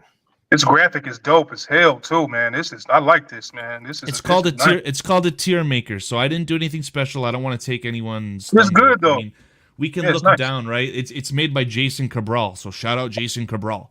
You guys can absolutely do it. You can find tier makers for essentially anything, or you can make your own. It's a really nifty website. Nice. Just put that in the description and let people. God, I'm really drawing a blank right now. So we're gonna talk about Drake May, right? Like Drake May is the starting quarterback now for the Patriots. We got the Dolphins, yeah. So, yeah, that's exactly what it is. And the Jaguars, isn't it? No, the Jaguars at the Texans. The NFC East is the Patriots, the Jets, the Dolphins, and the Bills. So I think the panel's okay with Josh Allen in the A tier. I don't know if anyone wants to jump in next and talk about Rodgers, Tua, or Drake May. I think Rodgers have at least got to be in the C tier. I know he's. I was gonna say B. Yeah, right now because he's not playing so great. That's why I'm saying C. I think he has great potential to be B. Yeah, of course, but right now, thus far, I haven't seen it this year. Guys, anyone else? Foster?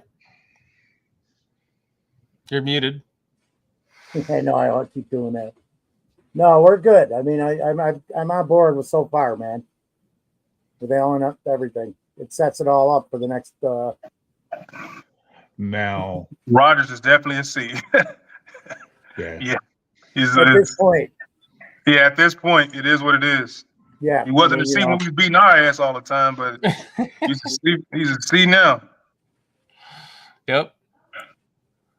CJ? Yeah, I think Rodgers deserves to be a C. I agree too. Till he shows he's more than average again. What's up, KO Sports Talk? Who's next? Who wants to add to this? How about Tua? How about Drake May? Do you think that Tua is like on his day better than current Rodgers? I think Tua is a B in his day. Yeah, he's a B. Yeah. What does that make Rodgers on his day though? And an A.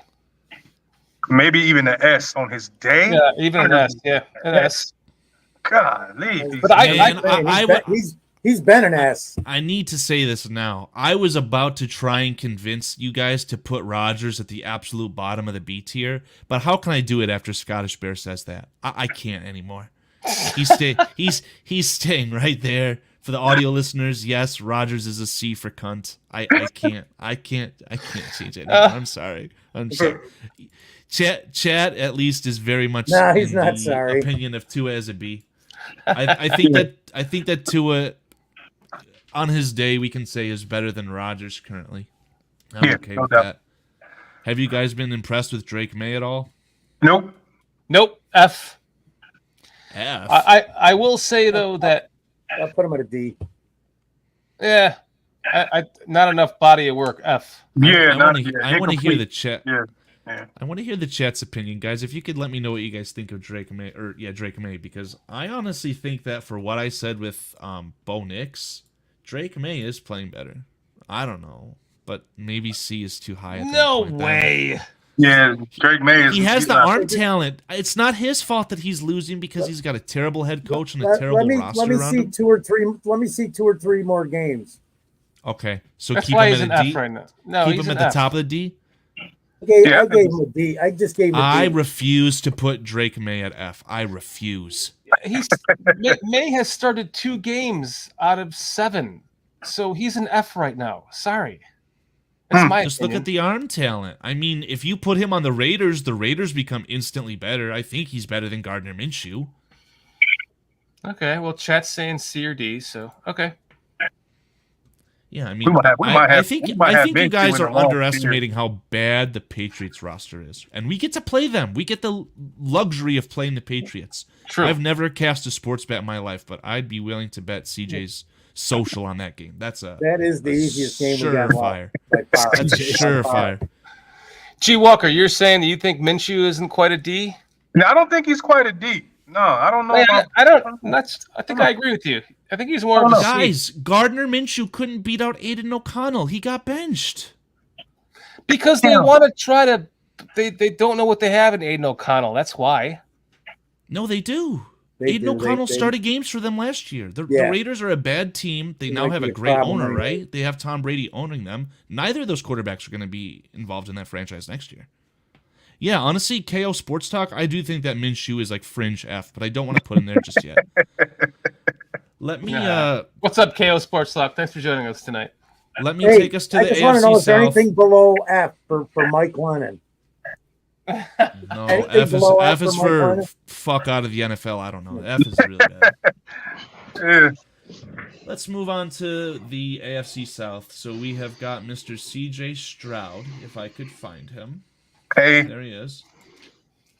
We've got, this is an interesting one. We could debate Anthony Richardson and Joe Flacco because I think it's worth a fun little conversation. Josh Richardson is he's Daniel Jones all over again. And then we've got Trevor Lawrence, and then we've got Mr. Cobra Surrender himself, Will Levis. Where are you, Will Levis? There you go. All right, what do you guys think? Do we want to start with Stroud or end with Stroud? Stroud's a Sean. Yeah, Bierski, there you go. Stroud's an A, right? Yes. Maybe the B. Yeah, maybe. I would say maybe B. Yeah, I say B. What do you guys think at B though? Top of the B. So now that we're getting to it, the more left they are, the better they are. I guess we read left to right, if that makes sense. Mm-hmm. Yeah. Listen, you yourself said you had Josh Allen in the MVP as a candidate for MVP this year. To me, that puts him in the S. So then if he's in the S, you could technically add How did Herbert get in the B's? Hold on, wait. When did Herbert get it back up to B's? No. Josh Allen. Josh Allen is... your comments regarding Josh Allen. You're not saying that C.J. Stroud is better than Josh Allen, are you? No, I'm saying C.J. Stroud, I think, is an A, but if you want to make him an A, I think Josh Allen is an S because he has potential to win an MVP and a Super Bowl. That's where it gets finicky, right? Like, if Josh Allen wins the Super Bowl, he clearly goes here. He becomes the best quarterback in the NFL, and there's no argument. But he hasn't. We last time we did this, guys, from the CNG podcast, me and PJ talked about the boogeyman, and the boogeyman was Aaron Rodgers. We had to see it to believe it. Just because he tore his Achilles, we didn't see anything. So we thought he was going to be a potential fringe MVP candidate. We even had the Jets go into the playoffs before the season started. But he's shown it to us. He sucks. So that said, I think that C.J. Stroud is probably the top of the B tier category. I'll throw up some stats since we like to talk stats here, right? What did C.J. Stroud do against the Packers last week?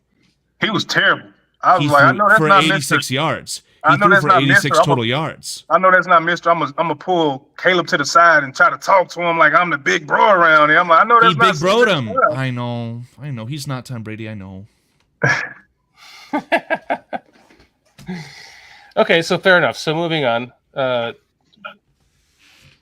In the F category, we have. But in all honesty, I think he should have big bro'd Caleb because again, he had the year experience, so he's been where at that particular time Caleb was struggling. So you have a guy who just going through the same thing last year. Man, let me share a little bit of wisdom to you. He should have big bro'd. My wisdom would have been that C.J. Stroud would be nothing without the Michigan man, Nico Collins. And that's true because Nico Collins didn't play against the Packers and C.J. Stroud threw for 86 yards. Let's I'm kidding a little bit. Let's talk about Anthony Richardson and Joe Flacco. But between the two, who do you think is a better quarterback? Flacco. Flacco. Okay. So does that put Flacco at the C tier or the D tier? Didn't he help Cleveland almost to get into the playoffs last year? Like where's he? Not almost. He's a B. No, I think he's a C tier, and just for like giggles, I'd say that Flacco right now is better than Rodgers. Ironic in this graphic, they're both wearing Jets jerseys as well. Yeah, Flacco, man, he come right in and get a W, I think too. And we saw what Anthony Richardson did against the Bears, right? Like that interception to Tremaine Urlacher was terrible. I think that Richardson probably is at the end of the D tier category. Mm-hmm. Ooh, where does that put? I just wanted to say J2K's comment. J2K had said that he flamed me for saying something about Minshew. I mean, the Colts are a good roster. The Colts have a good roster, right? And then Minshew left that roster. And both parties got worse. Minshew got worse, and the Colts got worse. Nice, J2K. So I don't know. I like Richardson right now being worse than Minshew, which is mind-boggling to say, but yes. I've got Trevor Lawrence as a C. Better than Rodgers? Yeah. Better than Rodgers or worse? Yeah, better. What about CJ? CJ, what do you think about Mr. Trevor Lawrence? I mean, yeah, I would put him at a C. I think he's better than Rodgers right now, so I definitely agree with that. Did you guys know that since Trevor Lawrence has entered the NFL, his passes have been dropped 20 more times than the next quarterback? Yeah, and it happened in London too. Dropped at least one touchdown. Mr. Brian Thomas Jr. My fantasy team was not happy about that one. Okay. Is it because of where the ball is placed, though? It hit him in the hands. Absolutely. He put it there. He should have caught it. He just dropped it. That's true. Well, what does that make Will Levis? Is Will Levis in the correct spot? Yes. He's a D or an F. Let's see what PJ has to say. I'll say D. Better or worse than any particular quarterback? Yeah, I don't necessarily have a. I think out of the D's that you have there, I think Minshew's the best.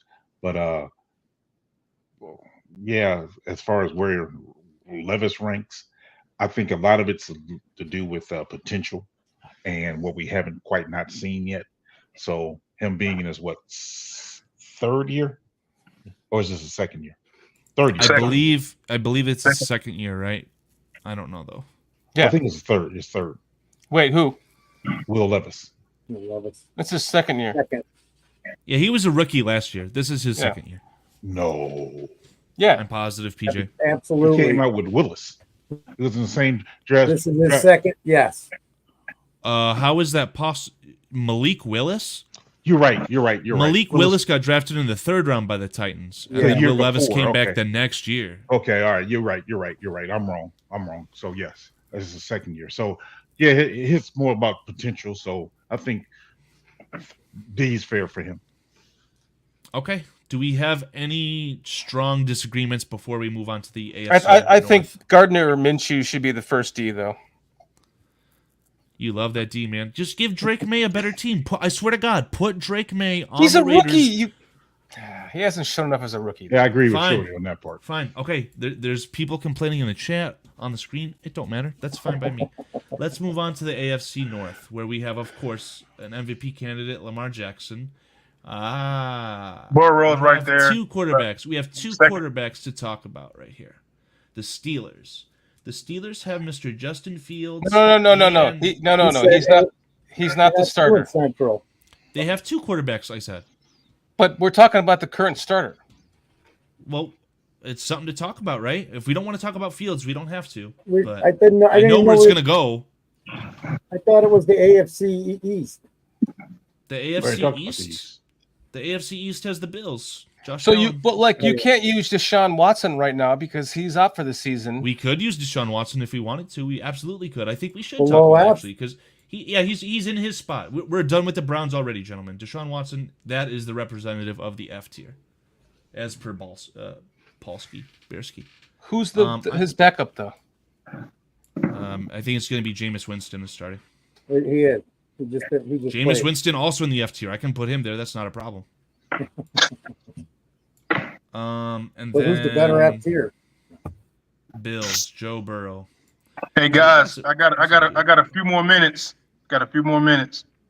Okay. Do you want to give us the rundown then on what you feel about the AFC North quarterbacks, and then we can hash that out after? AFC North quarterbacks. I got Lamar Jackson as an A, of course, MVP candidate. I think all the MVP candidates are A's. Joe Burrow, the way he's been playing right now, it's his defense more than his offense. So I'll put Burrow at a B.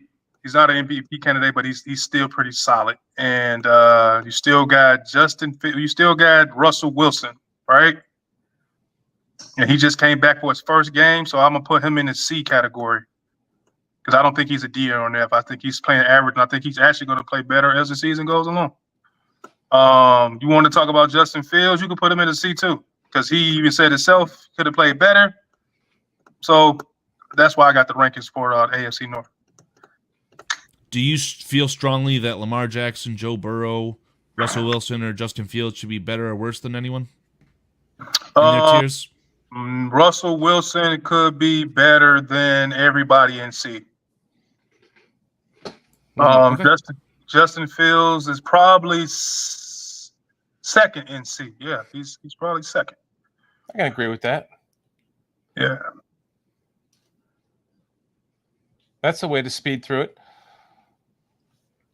So before you leave, where do you have on the rankings? Where do you have, just for the record, where do you have Justin Fields, or I'm sorry, Caleb Williams in We this both did category? that. If we're Caleb doing it right now. Williams, he's a B. He's not an MVP candidate yet. He's not S and he's not C. He's above average. So I'm gonna put him in the B category, and I'm gonna have him better than Herbert. So you can put him right next to Stroud. What about Burrow? Do you honestly think that Burrow is worse than Tua? No, you can. You know what? You can move Burrow over. Yeah, move him over and put Caleb. Put Caleb right between Stroud and Burrow. I agree with you on that.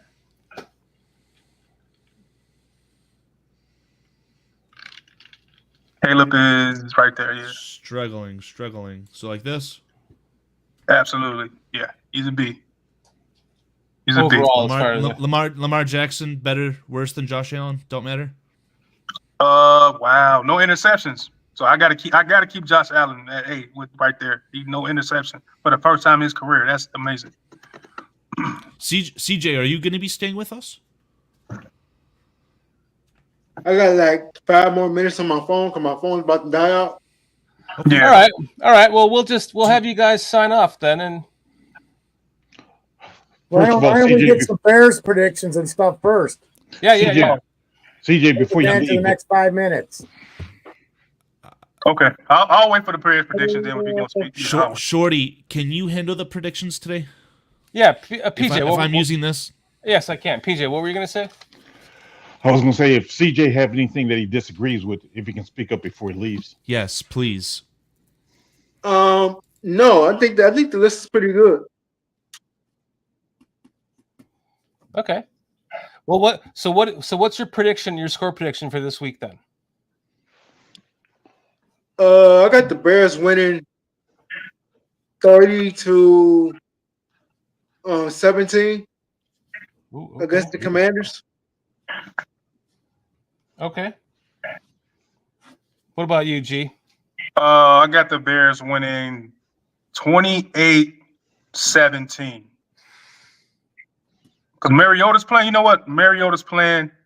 Yeah, I'll still give him 17 points. I still think he's still got those weapons that Jayden Daniels been using, and I don't think Mariota's a scrub, but he got a lot going with that team anyway. So I'm gonna go 28-17. At the risk of potentially spreading misinformation, guys, I believe that Jayden Daniels did not practice today. Today is Thursday. But the plan, the whispers, the rumors are for Jayden Daniels to practice tomorrow. And I would wager if he practices tomorrow, he will play on Sunday. He will play. Yep. So Yep. take that with what you will. Yep. All right. Well, I'm writing your scores. Huh? I hope he shows up. Yeah. I don't want any excuses. No man. excuses for the Redskins. No excuses. I don't want to hear it. I don't want to hear it at all. CJ as well as G-Dub, I want to say thank you guys for joining us. Before you guys take off, I wanted to say thank you guys for hanging out with us. Appreciate you coming on. And before you leave, please tell the viewers where they can reach you at. You can find the CNG Podcast on Facebook. You can find us on X, and you can find us on YouTube. So all you got to do is just type in CNG Podcast. It come right up. So if you guys want Chicago Cubs, you want Chicago Bulls, you want Bears, go to the Facebook page, CNG Podcast. If you want strictly Bears content, come to the CNG Podcast on X. Awesome, man. We really appreciate you guys hanging out with us tonight, man. Talking some Bears with us. No problem, man. We're going to continue to hash this quarterback stuff out for a little bit more. Thank you guys so much, man. Just if you want to hang around till as long as you can, that's fine. I mean, we don't. I know you got your phone's going to go in a few, but we're not throwing you out, man. Because we sit here and do this. Unfortunately, guys, we sit here and do this kind of crap 3 hours every Thursday night. Check it. I have a thing. Hold on. I have a thing called kids. I think they're called kids, right? They're like, what's that? I've never heard of that. Yeah, they're not listening to mom or something's going on upstairs. I'm in my basement in my office, so I might get in trouble if I don't come upstairs in a minute, man. So yeah, I understand. I remember that. That's a long time ago, but I remember that. Yeah, so man, I'm gonna just go ahead and get up out of here, man. But hey, man, I appreciate you guys reaching out to us, man. We're gonna be. If you guys want to reach out to me again and reach out to CJ, Absolutely. we here, man. We love your energy. You guys got a great crew, got great graphics. Carl, Shorty, PJ, Foster, you guys are great, bro. I enjoy listening to you. All you guys got great personalities, man. It was nice to actually listen to you guys and get to know y'all, man. So I look forward to working with you guys all season and for the future here on, man. Absolutely, man. Yeah. Keep in touch, G Walker. We followed each other on Twitter earlier, so keep in touch. It was a blast. CJ, you as well, man. We really, really, really appreciate you guys. Yep. Thank you so much. The pleasure has been ours, guys. Thank you, yes, man. We'll make sure we continue to collab in the future. Yeah, please do. Please do. Yeah. All right, guys. Have a good night. You gotta be dad. Gotta be dad. Yeah. Time to go. Peace. Peace out, good night, guys. gentlemen. All right. So I'm just trying to write all this. AC's got 31-14. Shorty, I think the best way to handle the workflow here, I will star each and every comment that I can. once you write it with the down, score? please remove it from the start, and you tell them every so often who you're writing down. I don't want anyone to be missed, but I only have 2 screens. Probably need 3. My first BCP check, when that comes through, it's a Josh Blackwell jersey. The second one will be for a 3rd monitor, so we don't have to walk into this issue again. But these checks just keep freaking bouncing. I don't know what to do. This is not a money laundering scheme. I don't know what we're doing here. I'll mail you a 3rd monitor because the check's never going to come through. You're going to mail me a monitor? The last story got a I better heard about chance of Foster actually and doing the mail check. was that Foster forgot to send out a letter of mail and Toots was mad at you for it. Buster, he can't hook a fucking tube TV up to his computer. If there's some sort of conversion, maybe. I got some HDMI ports to work with, man. Send over whatever you want. Just No, don't it doesn't. Send, like It's a drugs in the TV. That sounds like he's trying to send me drugs. If we're being honest. Only thing I'm saying is, if I do come across a Josh Blackwell jersey, Carl, I'm coming to find you. I promise you. Oh, I mean, I'm gonna end up Unless- buying it one way unless or it's another, like right? what, a I double just X, don't want to Pete? pay What size full do you wear? price. What size do you wear, Peach?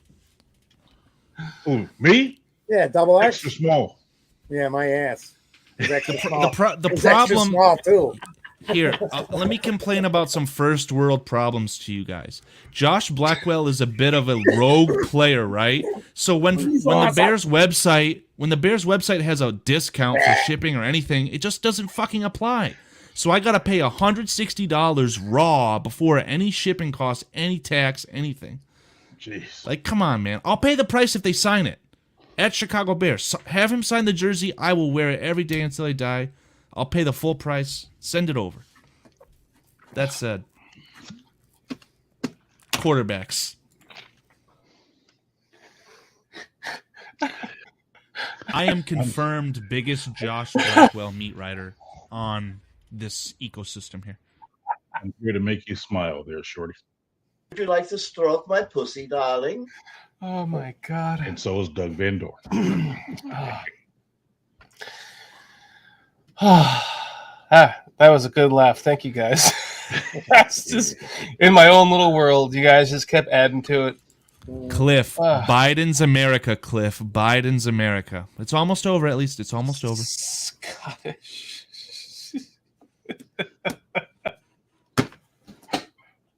I hope it's For the audio listeners, Cliff Victoria says, Carl, those jerseys cost $5 to manufacture because China. Oh man. Thanks, Cliff. Carl will be here all week, guys. But tis. What is up, Tin Pan Dog, man? It's good to see you in here again. Play the clip. I am confirmed biggest Josh Blackwell. No, the Foster Tin Pan Dog clip. I have some egg rolls, some tin ping dong, and I got so many clips. If that BCP check hit, I'd be able to buy a Stream Deck, macro some audio clips to the Stream Deck. Oh man, some tin. I love how you said Tin Pan tin Dog. ping dong. Dog. Play it one more time. Come on. I love it. It's If I like could find it. Yeah, I have some egg rolls, some tin ping dong, and yeah, it's pretty bad. that's my favorite clip of all time. These people are drilled over and over and over and over and over and over. That's what she said. You do this. Watch That's the bend. Oh my That's God. that one is slowly making its way towards my favorite though. Scottish Bear says Carl rides the Blackwell. I have no comment. Oh man, I gotta tell you what, I man. can You are neither fucking confirm killing nor me. deny. You are killing me. Do you want to get back to this quarterback stuff here, or should we just? What's a quarterback? I'm just kidding. Oh my god. I just want to say for the record with the quarterback stuff, in my book, Fields would be in the B category. I just want to put that out there. Just put him in there. Just put him up there, Carl. Put them up there. Put him ahead of CJ Stroud, for Christ's sake. Just do it. Hold on. What did Justin Fields have? I don't care. Put him ahead of CJ Stroud right now. No. Do it. Do it. No. PJ, I got your back. Put him up there right now. No. That's my brother from another mother. Put him up there right now. I will only put Justin Fields in whatever category if Russell Wilson is one spot ahead of him. That's the only way I'll do it. And if you're trying to tell me that Russell Wilson is better than CJ Stroud, there's a term the youngins use. It's FOH. I'll let you figure that one out. We're doing this for PJ. Come on. It's all This that matters. is not about a feelers, though. PJ, it's a feel-good moment for PJ. Not about a feelers.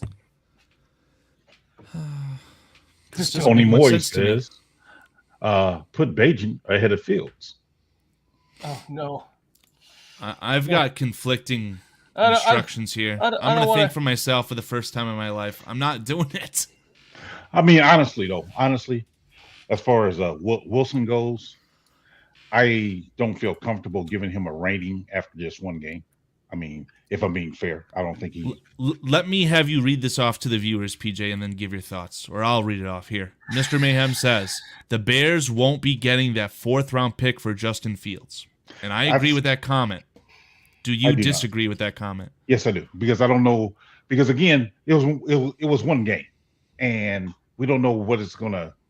I mean, we don't know what's going to happen yet. So I hate passing judgments of what's going to be, what's an absolute. Russell may stink the rest of the year. Who knows? I don't know. But let's be honest. He started off horrible. And it's not like he made great passes. His passes was underthrown. It was Pickens making great plays on the ball. I mean, if I'm being totally honest about it. Haven't we learned not to talk about Justin Fields on this channel anymore? Just put him up in B ahead of CJ Stroud. I think we just need to put it behind us. I think we need to put it behind us. Can't you the put him Steelers because of how bad he was last year in Denver? No, I mean, he necessarily wasn't that bad. The reason he's not on the Denver Broncos is because of both money and his disconnect with the head coach, who also cost a lot. In my opinion. And I'm talking about his performance of last year. Had Pickens not made incredible catches, we would be calling Russell a D right now. But it was because of those incredible catches that Pickens made that he's even in a C category. So the problem with the logic is just this. It's just A plus B equals C. Justin Fields had 6 games to start 4. Oh, what's going on here?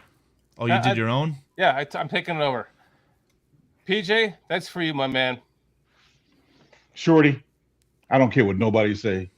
You my brother for life. And you are mine as well, my friend. See, that's what we mean by brother, Carl. That's what we mean by brother. I don't know. The audio listeners might still be having a hard time. We're for the audio listeners. I just took this shit over. That's not what I'm talking about. As the CEO of this channel and put Justin Fields in the Is this with your Mac? Why is all that malware on the screen? Oh my god. Because I'm sharing the entire screen. So am I. Why you got all that malware, son? It's not malware. It's just a joke. Of course it's not. It's just a joke. It's just a joke. That's why it's a Mac. I don't have to worry about malware. It's just jokes. You block Origin, gentlemen. You block Origin. That's all I'll say. That's all for you, buddy. All right, so can we move on now? Yes. Okay.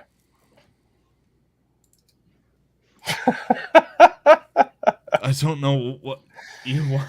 Now take Justin Fields because you didn't put him into a B ahead of CJ Stroud like I asked. Now you got to put him into the S ahead of Mahomes. I think I should remove Justin Fields. I was trying to make a point, and I don't know if it's worth mentioning because I don't want it to spark a debate.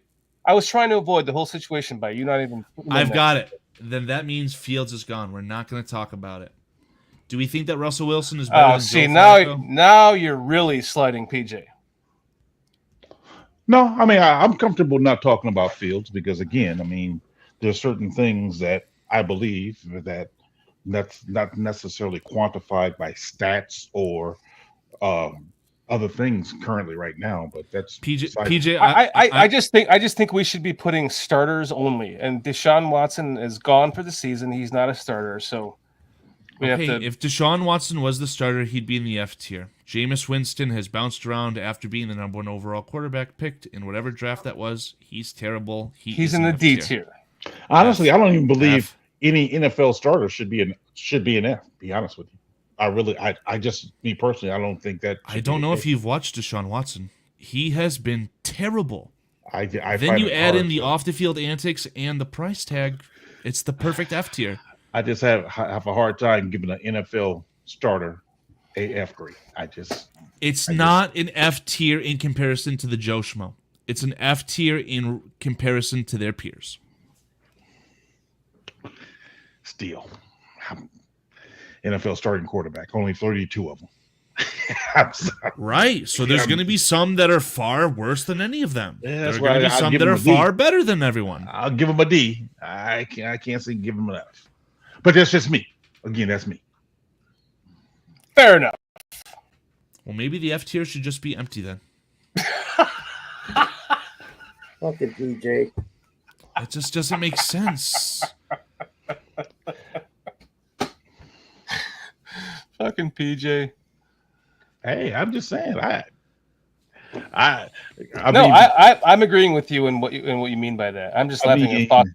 Normally fucking Foster. I give people a hard time, even as much as I give what's his name, Shelton, a hard time.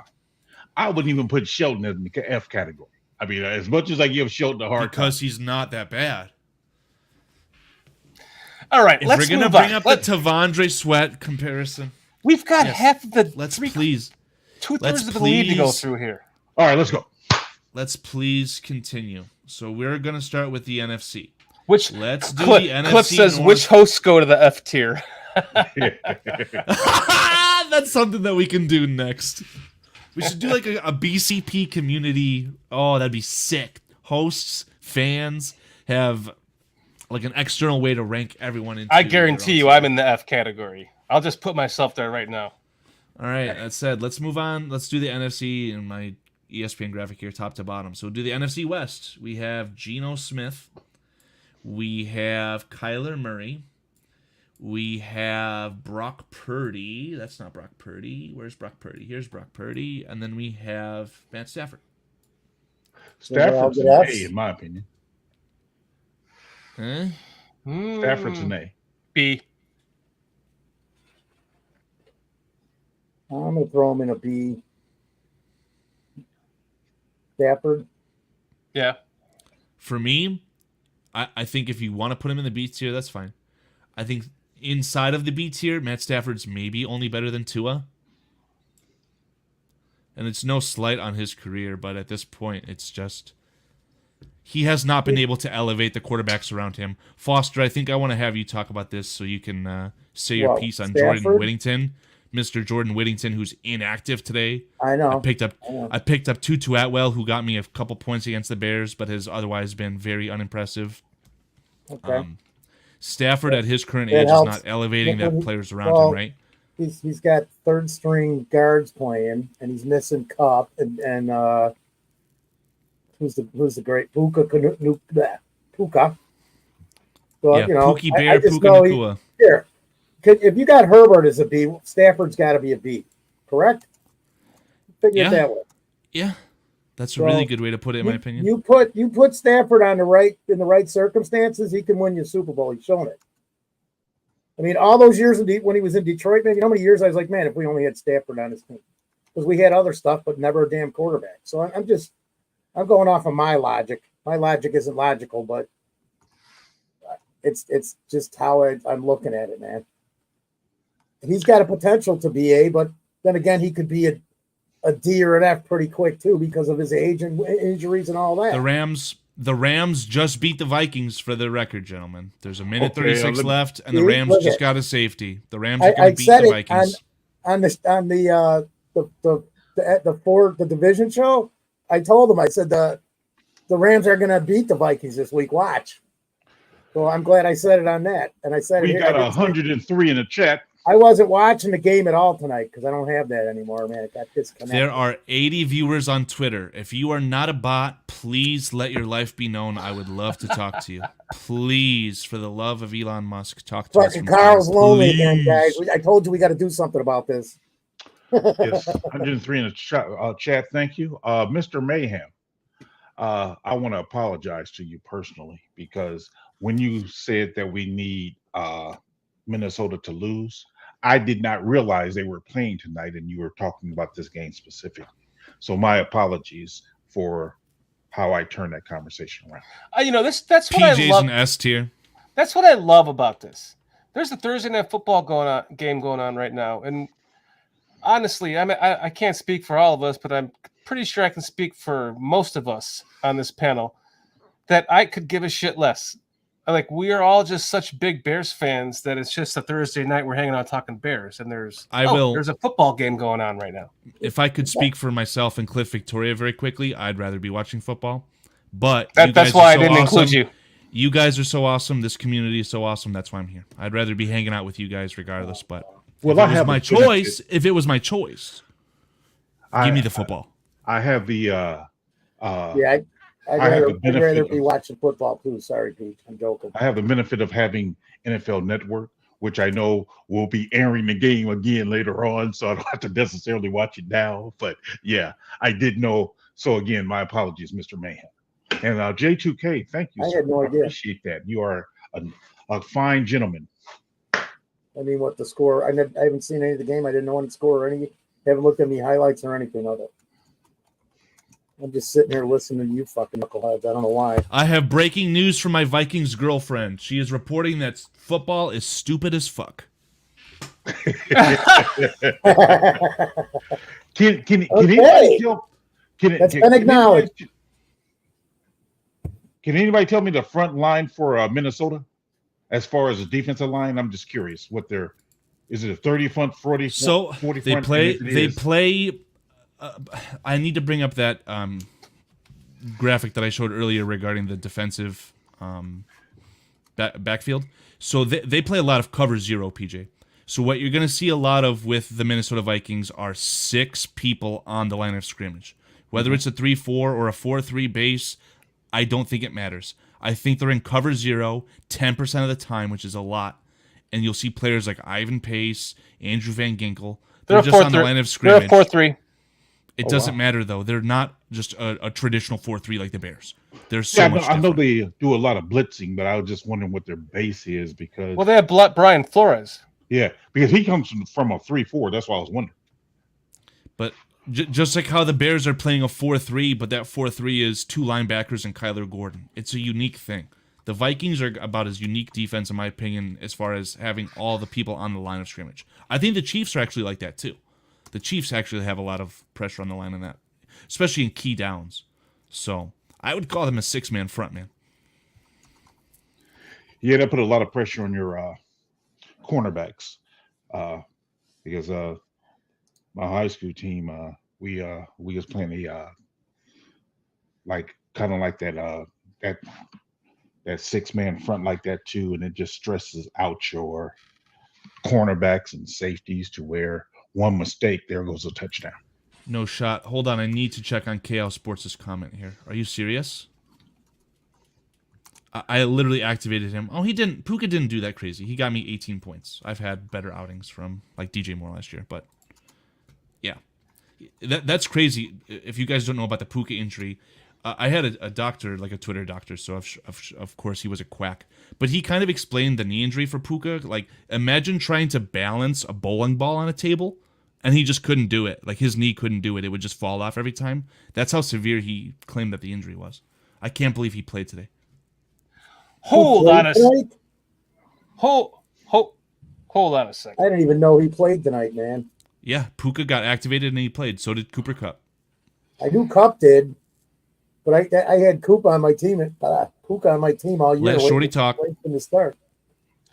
Anunnaki, the shiny ones, just pops into our chat and says, "We're going to kick the Bears' teeth in with or without Jayden. LOL. 3-point underdogs at home. What a joke." Write that down on the prediction, please. What's your score prediction, Anunnaki? Doesn't matter. Just say Bears lost by 3 points. Oh, okay. When the Bears win by 24 points, he's going to be looking real smart, huh? I'll give my prediction later. Okay. That said, 31-14. 31-14, Shorty. There you go. 31-14 Redskins. Got it. Yes. Hey, was it true, guys, that I said let's call them the Redskins, and then Yeah, our you starting did. quarterback called them the Redskins? Yeah. I feel so fucking justified. It's amazing. Hey, Anunnaki, how do you feel about that? The team's Hell nickname. yeah. Thank you, PJ. Thank you. I'm just curious to know what you feel about that. If you're a true Commanders fan or Washington football / Redskins fan, we'd love to know what you think about them Nickname. renaming their team twice, because I personally would have just put like a red bud potato on the helmet and called them the Redskin Potatoes. I feel like that becomes very offensive. I'm not going to lie to you. I just wish all I have ever heard from the demographic that applies to is that they are sad and feel ripped off that they got their team taken away from them. They want their notoriety. Yeah, it's the same with the Indians. They've been trying to do it to the Blackhawks for a decade, man. Anunnaki says, I called them the Redskins, been a fan since 1979. Oh, I feel so vindicated. I'm like half getting goosebumps. This is awesome. No, I'm with the shiny ones. Go figure. I'm with you too. What's sad is they make this whole like woke culture movement about it's and then they change. They go through all this process and hold on, I'll let you go, Foster.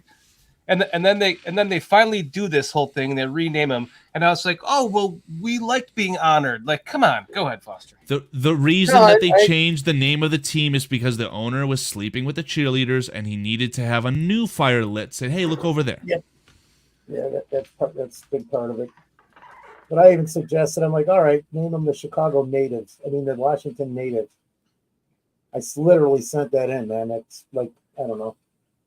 But that would have been a good one too. The American Indian is not native to this land. American Indian's from like Mongolia, so everybody knows the truth. Depending on which tribe you're talking about, sir. The only reason why Foster is saying that is because he was there. He knows this. First. I was here first. His sperm is part of them. Depending on which tribe you're talking. Shorty knows that for a fact. What were you saying, Peach? I said depends on which tribe you're talking about, because there are some tribes that he is speaking the truth about. My sperm. Anunnaki, man, we appreciate you coming in here as a fan of the Commanders, Redskins, whatever you want to call them. Thank you for hanging out with us tonight in a Bears chat. We appreciate you. I would love to know what your thoughts are on Caleb Williams compared to Jayden Daniels, I should say, compared to Caleb Williams, or contrasting, and whether or not you wanted to pick him, Caleb Williams, first, if you wanted to trade up to get him, or if you were happy pre-draft, if Jayden Daniels was the guy that you wanted. I would love to know like your thoughts, because me personally, Shorty, I would never have made that trade, and I didn't expect Jayden Daniels to be this good. Go ahead. Shorty, why don't you keep a close eye on chat? We'll grab his thoughts, and we'll talk about that afterwards. This is getting a bit long in the tooth, in my opinion. Let's just burn through these quarterbacks and then be done with it, and then we can cap that off. Fair enough. Geno Smith, A, B, C? B. Yeah. B where? Better or worse than Stafford? Worse. Yeah, better than Tua? I think he's better than Tua. Yeah, better than Agreed. Tua. Kyler Murray, better or worse than Geno Smith? He's a high C. But really? worse than Russell Wilson, in my opinion. You think that Kyler Murray's a whole tier worse than Tua? Yeah. PJ, Foster? I would put him in front of Tua too.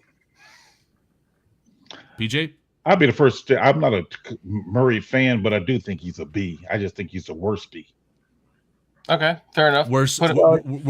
Better than Tua? Him or Tua can flip-flop. What if we say throw him behind Tua then? Let's move on. Okay, Brock Purdy. We can do it. Brock Purdy is a B. Like my bling? Yeah. What? Your bling? Yeah, my bling. I'll put Purdy behind Stafford. Bling boy. Better than Geno Smith? Yeah. Nah. Yeah. Yeah, I'll agree with that. Actually, I don't know if I would, but yeah. I really don't care either way. He could move up in the first 5. But what the hell is that? Is that a giant beer cap, Foster? What is that? That's badass. Love That's it. Bearski's logo. I'm just kidding. Shout out J2K for doing that. Destroyer 1320. What's up, man? Thanks for hanging out with us. Yay. Who's next? I have to leave the Vikings losing graphic, and I have to find the standings, so I have to pounce around here. You guys are NFL fans. You should tell me By the way, who's- Vikings lose 4-2, same record as us now. Excellent.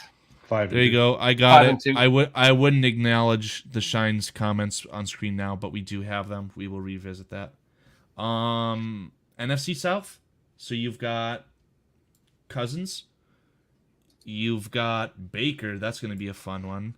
You've got New Orleans. Let's talk about Derek Carr. Derek Carr is the starter. He's injured. And then you guys can tell me which quarterback you want to talk about for the Panthers, because unfortunately the Red Rifle, Andy Dalton, got into a car accident. He is okay, I believe. But Good. He was transported by medical staff, the team's medical staff, to wherever, and he was seen last in not uniform or not pads. So I don't think he's going to be playing. But Bryce Young got benched this year, of course. So I don't know which Panthers. But I thought I saw somewhere that he was starting this week. Bryce Young. Who? Bryce Young.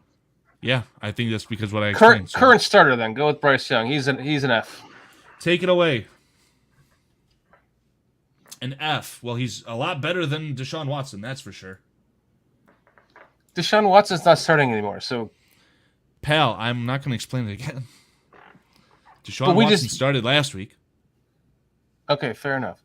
So... Cousins, Baker, Derek Carr. Pale. No, I'm kidding. Cousins is a solid B. I ain't gonna lie to you. I got all the rest of them as B's, man. I know it's not a popular decision, but I have I know where I'm putting Baker, but I want to keep that to last if possible. Baker's a B for me. Carr's a C. Let's stick on Cousin. Carr's a C. Let me throw him there just before I forget. Cousins, better or worse than anyone? PJ Foster. Yeah, throw him between Herbert and Stafford, or even he could even go in front of Herbert. He's not better than Burrow, in my opinion. I won't let him go ahead of Burrow, but no. PJ, I'm fine with that. He could go back in between them two, even. I mean, honestly, he can go down. I just know he's a B, so it don't matter to me. Derek Carr, better or worse than Aaron Rodgers? I think he's a B. I do too. I don't. Put him all the way at the end of the B. You think that Derek Carr is on the same playing field, tier-wise, as Kyler Murray? Yes. Yeah. So, the Saints came out and scored 40 points in 2 games, right? Well, what a surprise. It was against the Panthers, who are going to give us the 33rd overall pick, and against the Cowgirls, who could get relegated from the NFL. The Cowboys' defense is atrocious. Shout out Mozzie Smith, go blue. Are they going to the new league, the XFL? Yeah, if they lose a couple more games, they sure as hell might. I think that if you want to put Derek Carr at the top of the C category, that's fine. But I don't think that Derek Carr is anywhere as close as Kyler Murray. I'll go with that. I think if you put Kyler Murray on the Saints and give him a year to gel with Olave and everyone else in that system, the Saints are a much better football team. Agreed, just because right off the bat with the athleticism. Probably aren't strength. There's too many factors. You're right.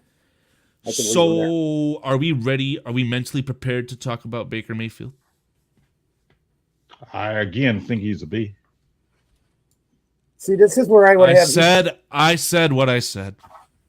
I mean, I would if there was like pluses, man. I don't know. Yeah. I think that Baker Mayfield's a better quarterback right now than Caleb Williams. Obviously, there's nowhere near the same talent. Caleb Williams is going to surpass Baker Mayfield. But today, during the Bears bye week in 2024, I think that Baker Mayfield's better than Caleb Williams. I don't know if he's better than Stroud. He might be. Right. I was just going to say that, dude. Yeah, he's going to be a lot worse without those superstar wide receivers, but Evans will hopefully come back and they'll be able to win the division some way, somehow, because I think that the division's ass cheeks. But if he does it without those guys coming back, I can move him in front of Stroud, and maybe he can move up. Maybe he's one of these guys. He's giving me a lot of fantasy points, which means he's putting up a lot of high numbers, right? If he does it without both of those wide receivers, he could be the MVP. He could be. It depends on if he wins a couple playoff games, but he's playing out of his mind. Anunnaki, we're starring your comments. We'll bring them up in a little bit. And I thought he was talking about Baker Mayfield or someone. But if he's still talking, he's talking about Caleb. Okay, thank you. I thought I was talking about Jayden. Okay, Shorty. After your pee break here, we've got Baker Talking Mayfield, Caleb, the tippy top of the beak here. We've got Kirk Cousins ahead of Justin Herbert, and we've got Derek Carr spearheading the C category. Any problems? No. Not that Carl's going to change it, because although he got overruled on one of them, he still kept his guy where he wanted to keep his guy. What did I get overruled on? Was it just Fields? No, it was Carr, right? Yeah, Carl, yeah. Well, let Shorty decide, because he was the one who didn't say anything. Shorty actually started it off by saying Carr's a C. Carr is not better than Russell Wilson. No, Foster and I both said Carr was a B. I know. So Shorty, that's what I'm trying to say. Like, do you think that Derek Carr is on the same tier list as Kyler Murray? No. That's apples to oranges. Derek Carr is like right above Trevor Lawrence for me. Yeah, I could definitely see him being worse. So then we can. We'll leave him. We'll leave him at the head of the C's. I'm okay with that, because that's a really good compromise. I think that Derek Carr is pretty trash. You guys think he's a B, so let's keep him at the top of the C. What's the difference if he's the first C or the last B? He's nowhere near as good as Kyler Murray. That's the difference. Hey, we got it, man. All right. It's we're good. It's all good. The beat goes on. Maybe we should leave. Do we want to leave?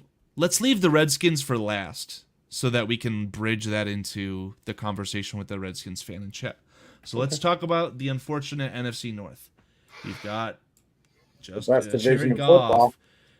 Nothing unfortunate I got about a that. comment. I got a comment about Jared Goff. Unfortunately, Jared Goff, Jordan Love, and where's Mr. Loser? Where's the loser? I don't know where he is. Darnold. We're not talking about JJ McCarthy, by the way.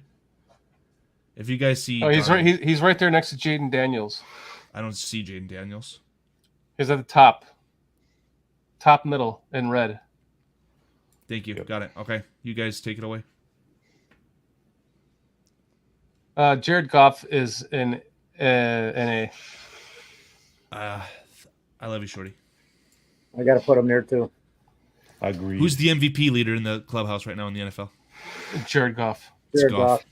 Yeah, he's an A tier. Darnold, I don't believe in him yet. He's still a B or a C to me. Put him behind Carr. Let's see what PJ has. I want PJ to put the capstone on Darnold, especially in relation to Carr. He's a B. Better than Carr. I think him and Carr both are Bs. Lower tier Bs, but Bs. I think Darnold's better than Carr, so. I got to see a full season of Darnold with the Vikings. I got to see like 5 more games. Good point, Foster. Good point. Yeah, I mean, it's right now he's a B. Yeah. Yeah, right now you can put him at the end. It's fine. End of the B's, because, beginning of the C's. It doesn't matter. He's in the Carr. If I had Carr up there, he'd probably be right before him. I would have Caleb as a C, but me and Rick. I know. I just had a heart attack. Jordan Love, everyone. Jordan Love. I'm not impressed with him. F.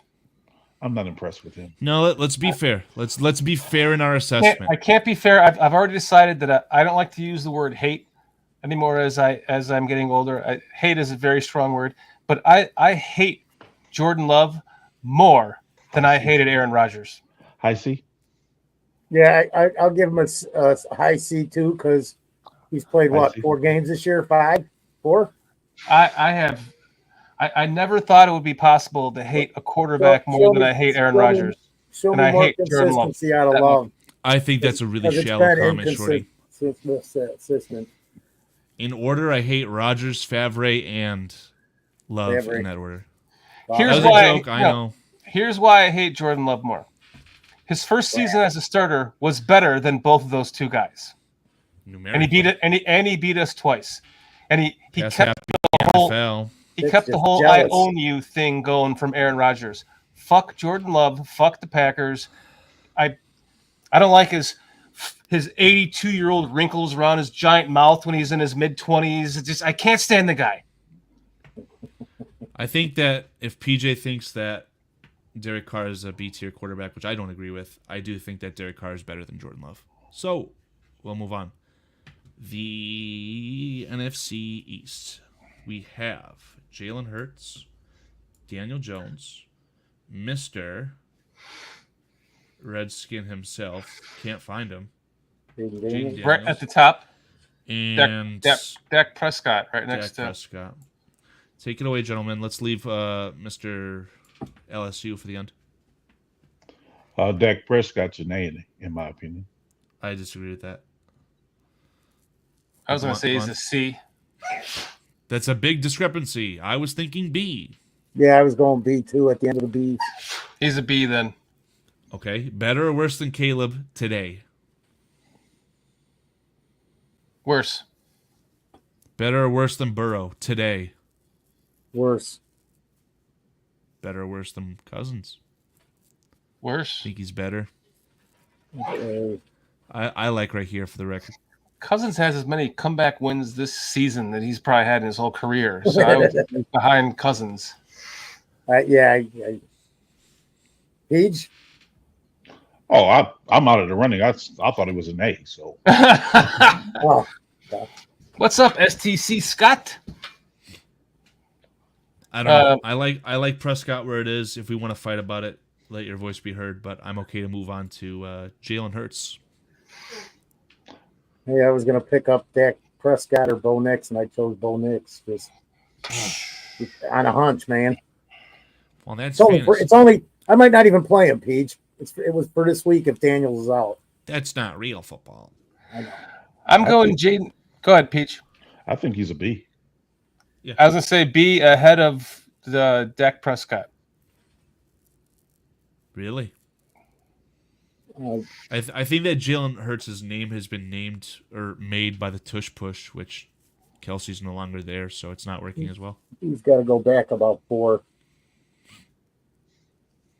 honestly. because I haven't. Wow. His, That's a really good question. Here, just compare long-term Stafford and Herbert with Hurts, and even who can you throw in there? Because what do you got? Three years of his history to work with.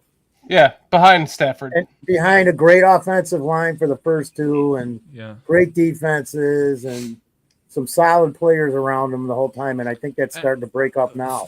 Think of this logic, right? The most recent quarterbacks from the NFC to make the Super Bowl and lose to Mahomes have been Purdy and Hurts. So I think that's the question. I honestly think that right now, today, I think that Geno Smith is playing better than Hurts. So I who's agree. better, Purdy or Hurts? I agree with you on that. Jerry Padilla hopping in to say F for Caleb. Thanks for hanging out with us, Jerry. Wow. Daniel Jones. I know there's not an F-tier quarterback. I know there's not an F-tier quarterback, according to PJ, but Well, you seem to manage to have 3 of them down there.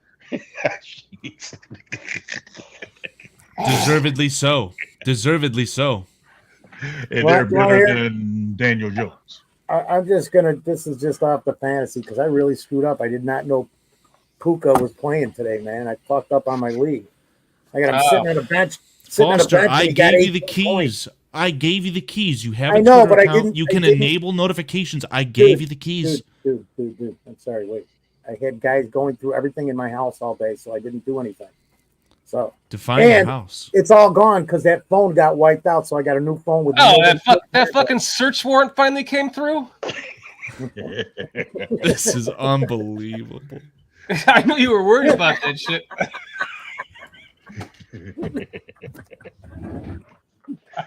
You sound like my dad or my brother.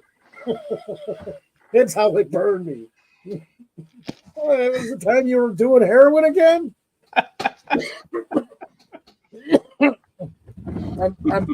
I'm 10 or 11 years old, and I'm going down to the bottom pool, and I go, Dad, watch me shoot up. And I come up out of the water, and he goes, man, I told you to quit messing around with that stuff. You should stick to pot and beer.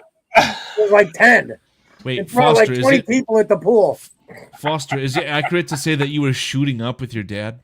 Yeah. Yes, I was. And he advised against gracious. it. Oh my goodness! Somebody call the cops. That was like in the middle of Kentucky too, nowhere, and it was like 20 people just laughing their asses off. Let's. You were working on a roof down there, huh? All right, who's next? Jayden Daniels.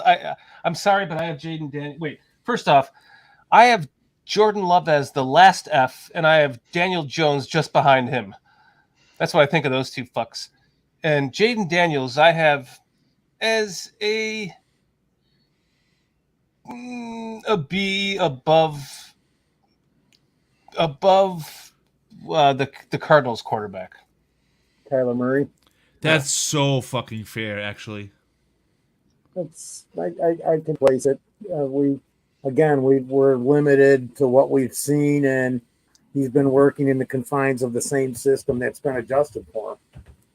If Anunnaki is in here still, what? He's not. If Anunnaki is in here still, he's not going to agree with this at all. But I think it's really just a product of his environment rather than him actually learning and mastering an NFL offense, which is why I have Caleb higher than him. That's my. It literally is like they did everything they could to bring his college offense over.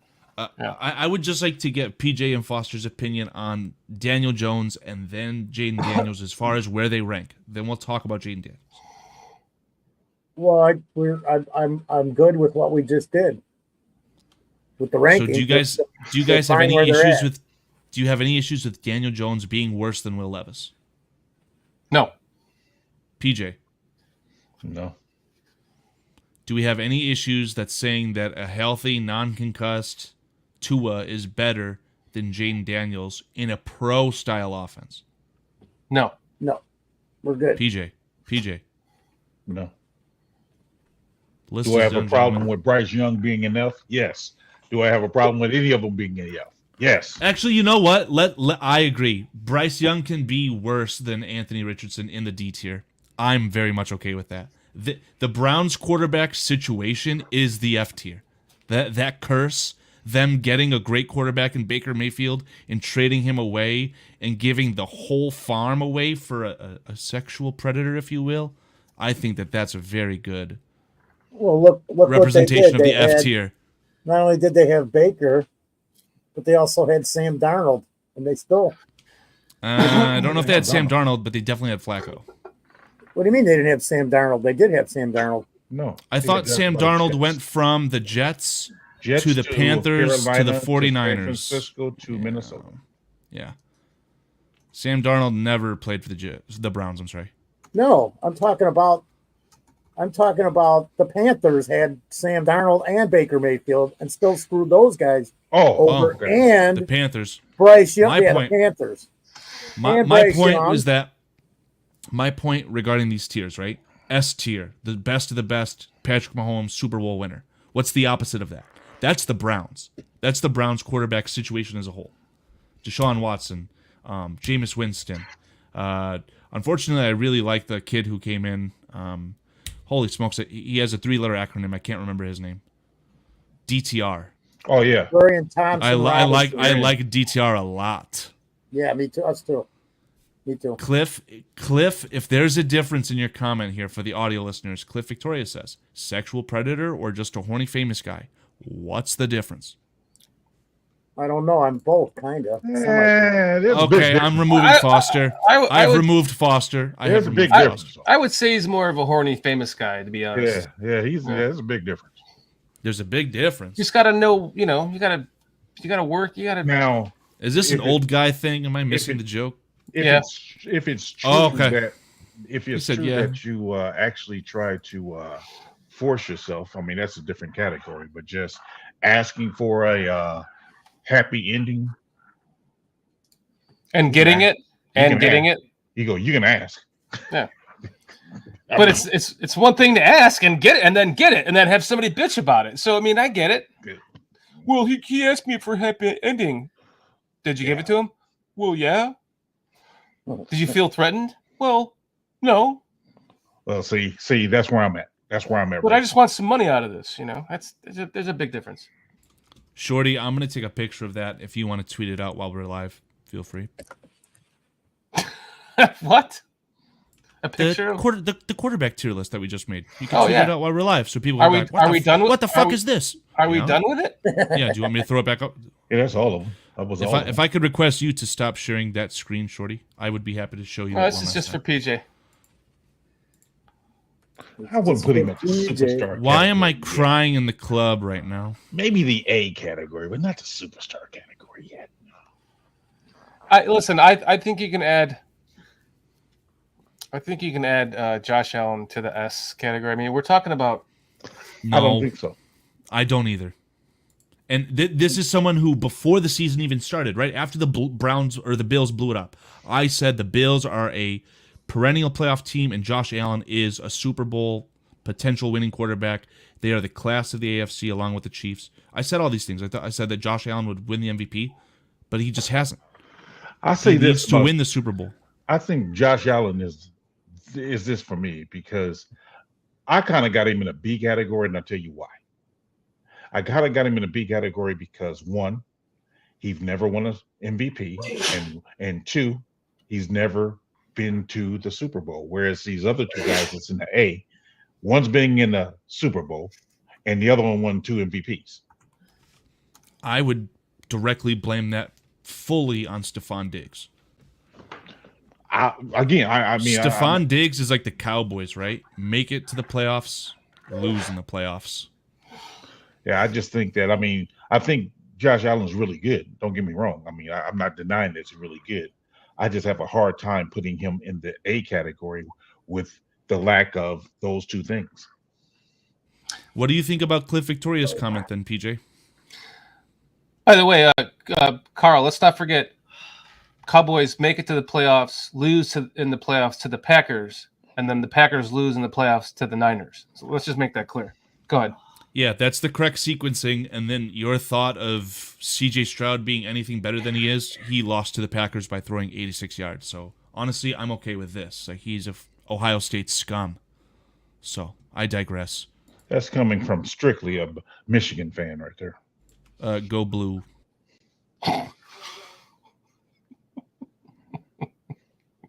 He's the only resident you're wrong. Like legit finished college football fan on this panel. There's a lot of college football fans, I think, in the chat. No, I'm talking about on this show. Okay. The three of us give a shit.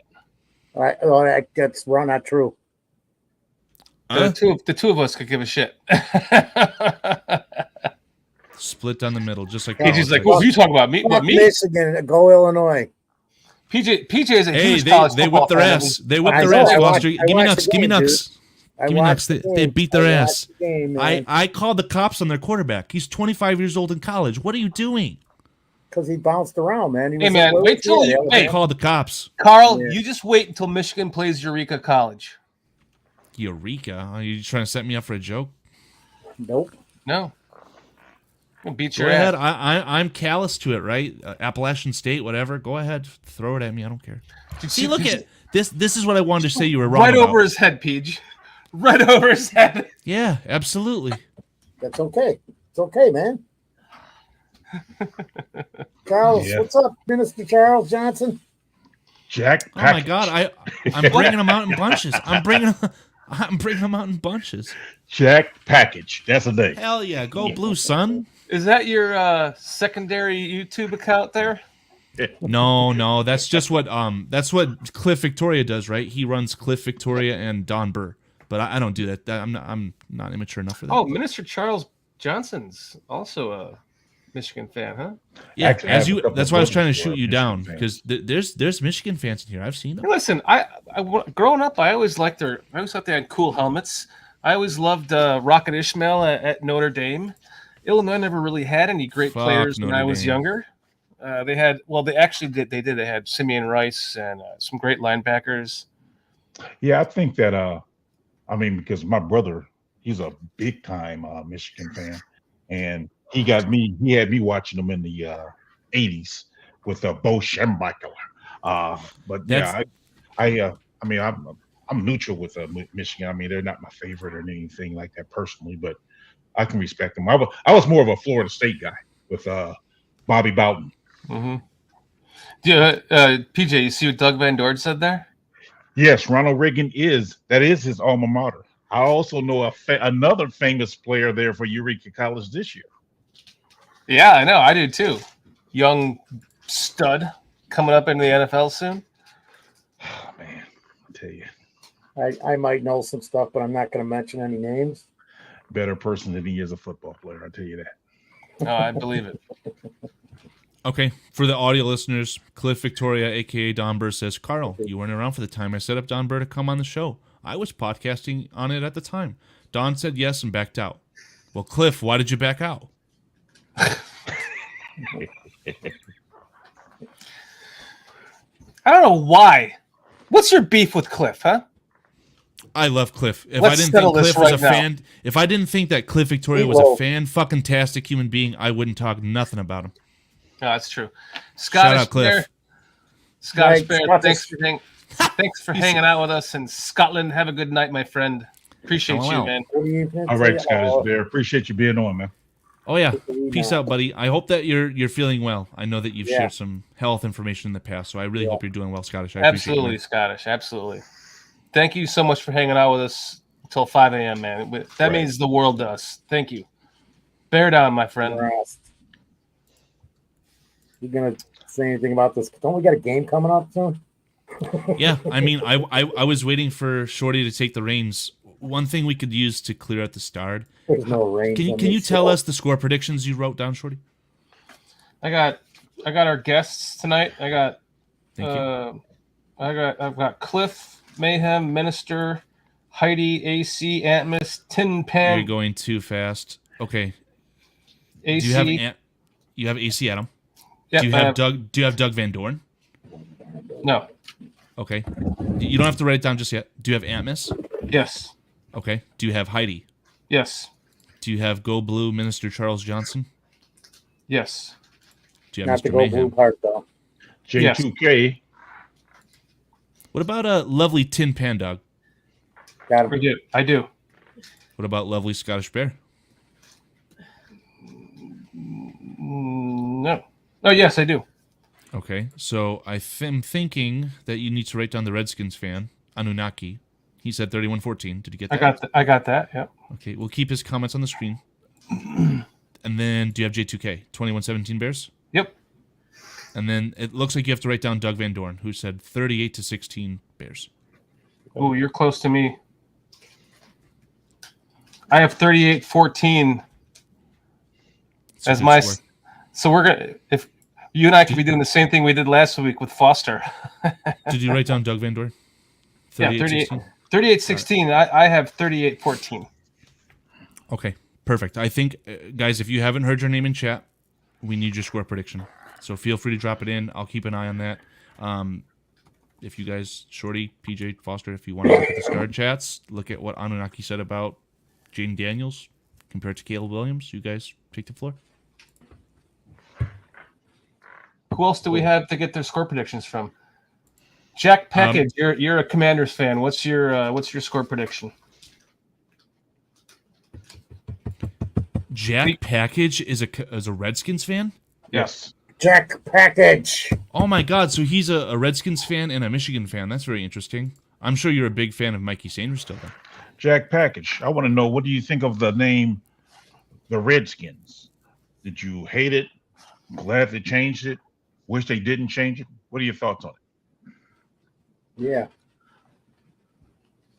I love that question, asking Washington Commanders fans that question, because it's a very good question. Me personally, I would love the Redskins still. I actually like the Cleveland Indians still. I don't know about you guys, but like if they ever change the Blackhawks name because of that, I would be pissed. Right. I would be. Are they going to wipe out the movie now that had the whole thing about the Cleveland Indians? What was with the pitcher? Major League. Yeah, were they going to wipe that out now too? I mean, come on. Yeah. It never happened. Kansas City Chiefs. I guess Those movies never yeah, happened. the Chiefs have to give up there. Oh no, not the Chiefs after winning all these Super Bowls. No, we're not going to make them do that. Yeah, I think certain those other ones are not offensive, and they try to make them offensive. How dare you call your team Indians? Well, Indians is a made-up word by the English, the North Americans, the settlers. Mm-hmm. All it is a made-up word. Well, actually, they thought it was India. They thought it was India, so I want to get into that. So never mind. Yeah. I know the whole record. Yeah. Well, there you go. Even better. So, Mr. Mayhem saying, "Great show. Thank you, Mr. Mayhem. We appreciate you. We appreciate you hanging out with us He's again." Trying to tell us to get off the air. Yeah, great show, guys. Go. Did Jack leave?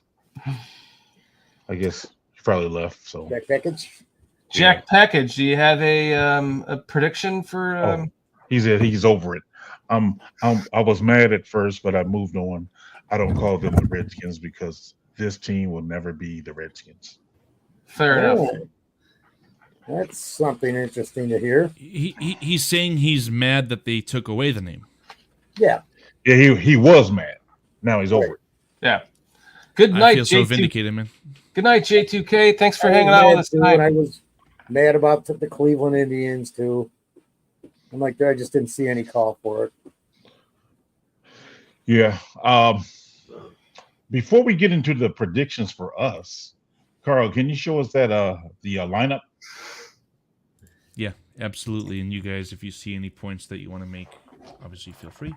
I did tweak it. I showed it last week. I tweaked the snap counts that you see to represent what happened against the Panthers. I already gave the spiel about Jayden Daniels. Didn't practice Wednesday. Did not practice today. But the whispers, the rumors are that Jayden Daniels will practice tomorrow. And if he practices on Friday, I would wager PJ's social security number that he will play against the Bears on Sunday. Good thing for me, he doesn't know it. He's playing. I don't have to know it. I've just placed the bet on it. So they'll seize it, they'll use it, and then you'll have to figure out the ramifications. Well, I'm gonna tweak it a little bit to make it reflect as yours. BCP, where we perform money laundering schemes. Let's go back to the. Can you go back to the office? Chinese takeout money of the Commanders. Yeah, I also just want to point out before I do that, on the defense, you can see a player named Jamin Davis played 37% of the snaps for them against the Ravens. And yesterday, on the 22nd, 2 days ago now, he was released.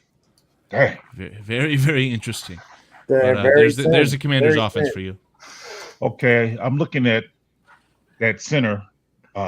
He only played 78% of the snaps. I couldn't tell you if he was injured or not. I think he played 100% last week. I thought he was pretty decent. Then I see that Wiley, who comes from Kansas City, if I'm not mistaken, as well as Allegretti. Didn't he come from Kansas City as well? Those are two solid offensive linemen. Also from Illinois. Seems like they're Michael Dieter, Page, was the starting center last year for the Houston Texans. Yes, he was. And his backup was Dieter Eisland. Yeah, agreed. You've got to be kidding me. I'm not. Yeah, I like him. As a matter of fact, Dieter and Dieter Iceland. He also Michael got the Dieter was the starter Illinois. for Houston most of the year last year. Sorry, Pete. Go ahead. He had the kid from Illinois as well that actually was on the same high school team as my grandson, Kendrick Green. He was If they rebooted, really? Sorry, PJ. I was just gonna say if they rebooted the Seinfeld TV series, I feel like the main characters would be named Michael Dieter and Dieter Iceland. Sweet. Yeah. Well, I don't know what to think of the offensive line for the Commanders simply because I know they no longer have Callahan there because he went with his son to Tennessee.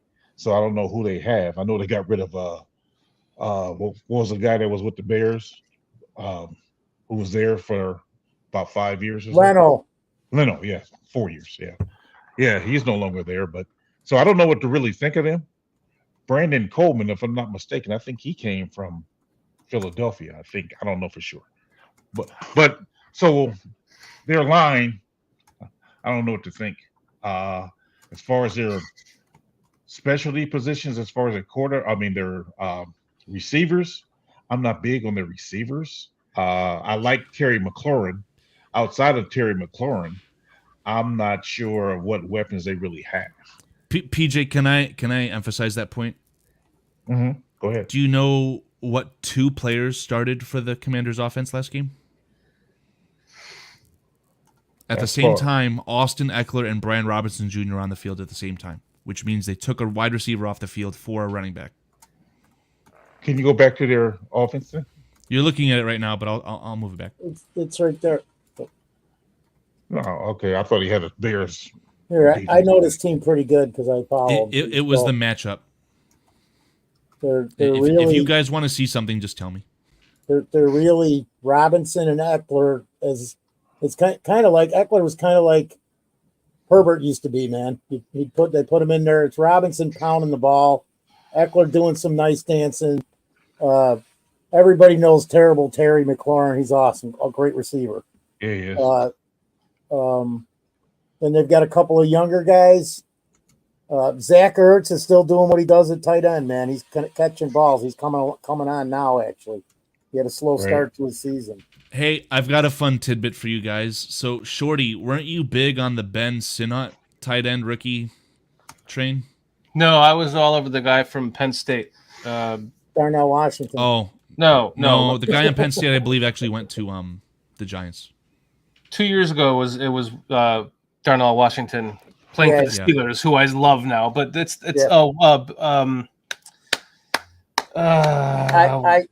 was a Ben Sinnott Foster, guy. Hold on. I was a Ben Sinnott guy. So close. It's right there. The guy on Theo Johnson. Theo Johnson. Thank you. So he plays for the Giants. But Ben Sinnott, rookie tight end for the Redskins, he scored his first touchdown of the year last week against the Panthers. And guess what? Cliff Kingsbury said the name of that play where he scored the touchdown was. The name of the play is named Taylor Swift. Yeah, brother. I don't even want to hear this shit. Take it off the air. Cut that. Splice it. Huh? I just don't want to hear anything about her. I think, she literally screwed up last season. The Bears have a Taylor Swift combo, though. Yeah. Should I pull myself? Should I pull myself? What's her name and his husband? No, Tory Taylor and DeAndre Swift. I'm just being silly. Oh. What's up, Patrick? Thanks for joining us tonight, Patrick. He's got your back, Shorty. Theo Johnson, thank you very much for that. God, I love coming out of college. I guess are they running a lot of 2 tight end sets in Washington with Zach Ertz and Ben Sinnott? So no, they're running a lot of 3 running back sets, but I don't know their actual usage. And they're it was a joke. It was a joke. I said they run a lot of 3 running backs with Austin Eckler, Brian Robinson, and Jayden Daniels. It was a joke. It's not. What they're doing, PJ, what they're doing at number 2 is rotating. So if you look like it really screws you up if you're into fantasy because a guy might have a good week every 3 or 4 weeks. I'm not kidding you. 1 week it was Zacchaeus, then the next week it was Noah Brown. So their number 2 is like never the same guy. I'm not kidding you. It's kind of weird. I believe Diami Brown was the player who caught that long TD pass against the Bengals. Like I agree with Foster. Yeah. Like it's always rotating. It's never consistent. The only consistency is Terry McLaurin. Right. It's Robinson and McLaurin and then Eckler, and then Ertz. I mean Ertz and McLaurin for passing yardage, and Eckler was getting only like 28 to 35% of the snaps. I don't know what it is now. Because I've tracked them the whole season. I got Daniels and I got Robinson, and I was trying to get McLaurin. All right, enough of this. Let's look at what the Bears are compared to this because the Bears are going to kick their ass 29-18. I'd love to know where Austin Booker. 35% of the snaps. Austin Booker. If you want to just look at the Bears only, let me know. No, this works because you can kind of see them side by side. Now, 95. there's 3 or 4 bumps and bruises along that offensive line, and there's guys hurting on there. So the Bears ought to do very well against them. They really should defensively. And then just for the record, Kyler Gordon and Jaquan Brisker have not played in practice this week. It is Thursday. They have not practiced. It's not good, but Do you know we who have a good idea of what's going to be run out on the field. It ain't going to be like, are we going to be okay with these guys? No, we know we've got. So if the pass rush picks it up a little bit, they can cover maybe whatever we're missing. Because what are we really missing?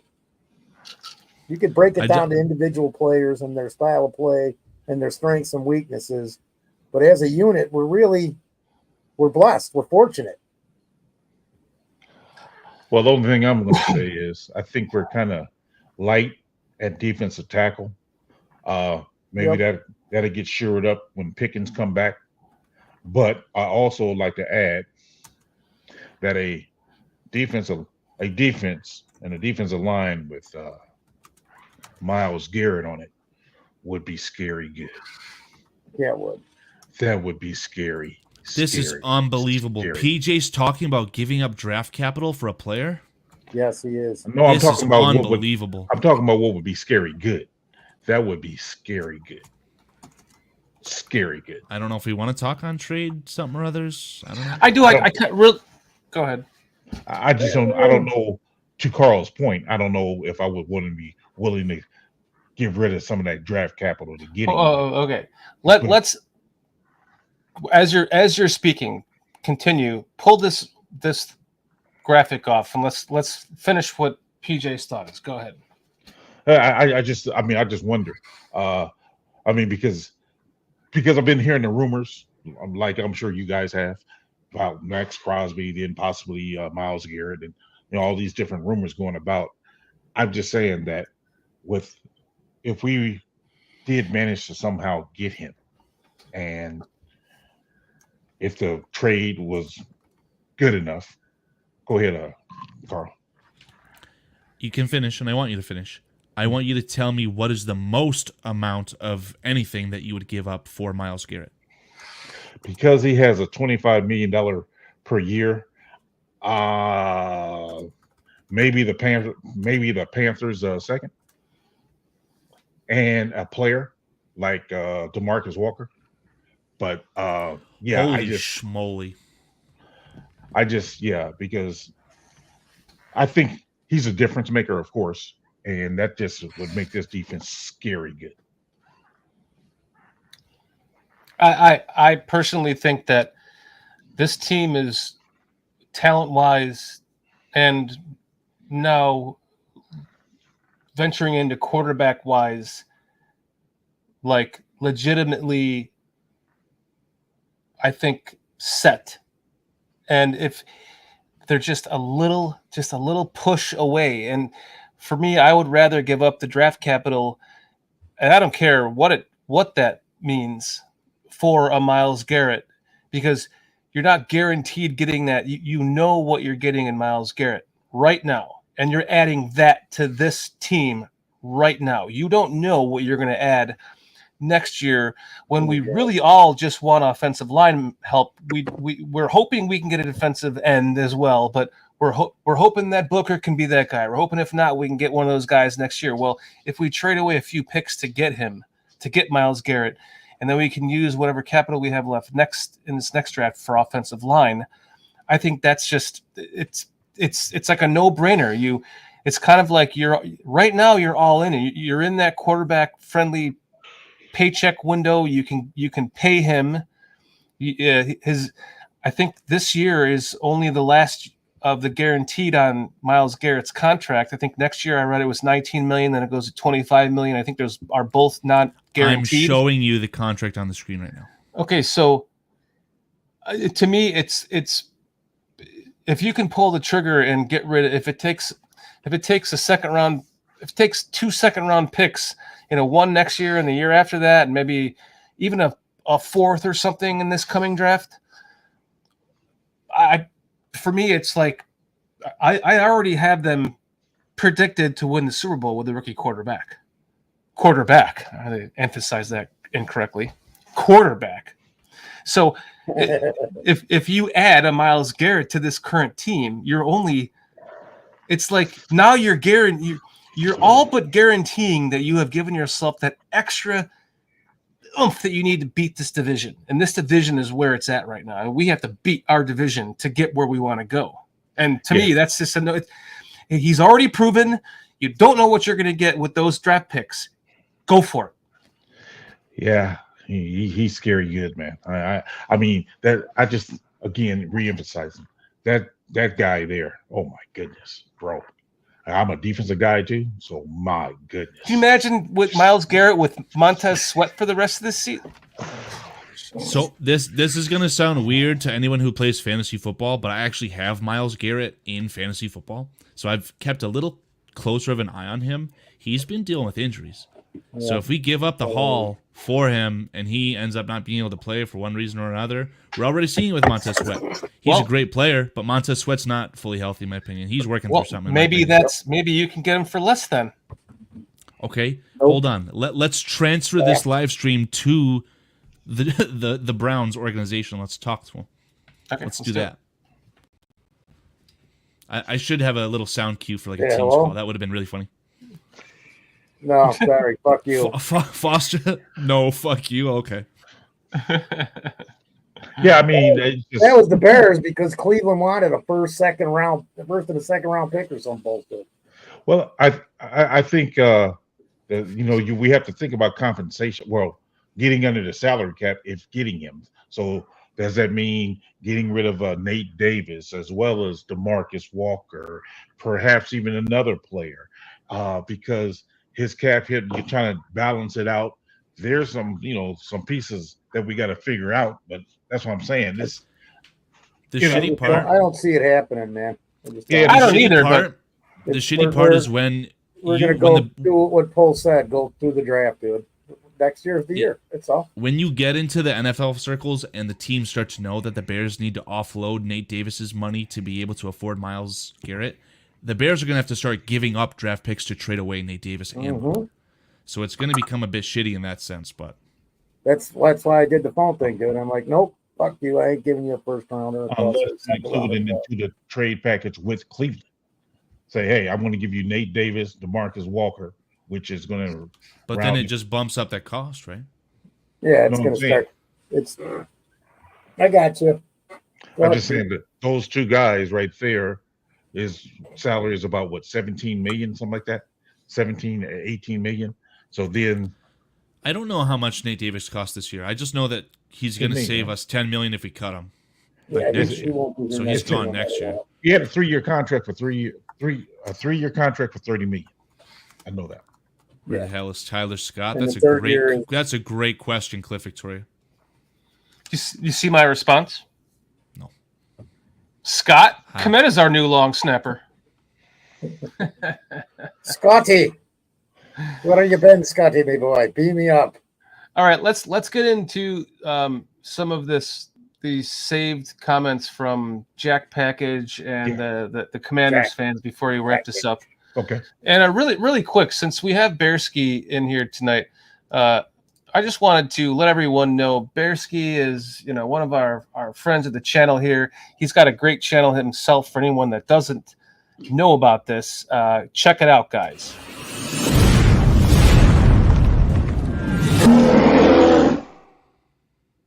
Yeah, I saw that Bearski guy just did a video with someone. I think it was the Thy and Smy podcast. I don't know. It's pretty weird. Oh, was it that dickhead Carl from there? No, it was Nick. Okay. Carl's quick. He's quick. Seriously though, Bearski Films is my go-to now for all of the Bears hype stuff. He does the best job that I have seen anyone do up to this point. So go check him out, guys. For all you Bears fans. What job are you talking about there, Shorty? The Italian job. Oh, okay. He knows what he's doing. He knows what he's doing with film. The Italian Polish job.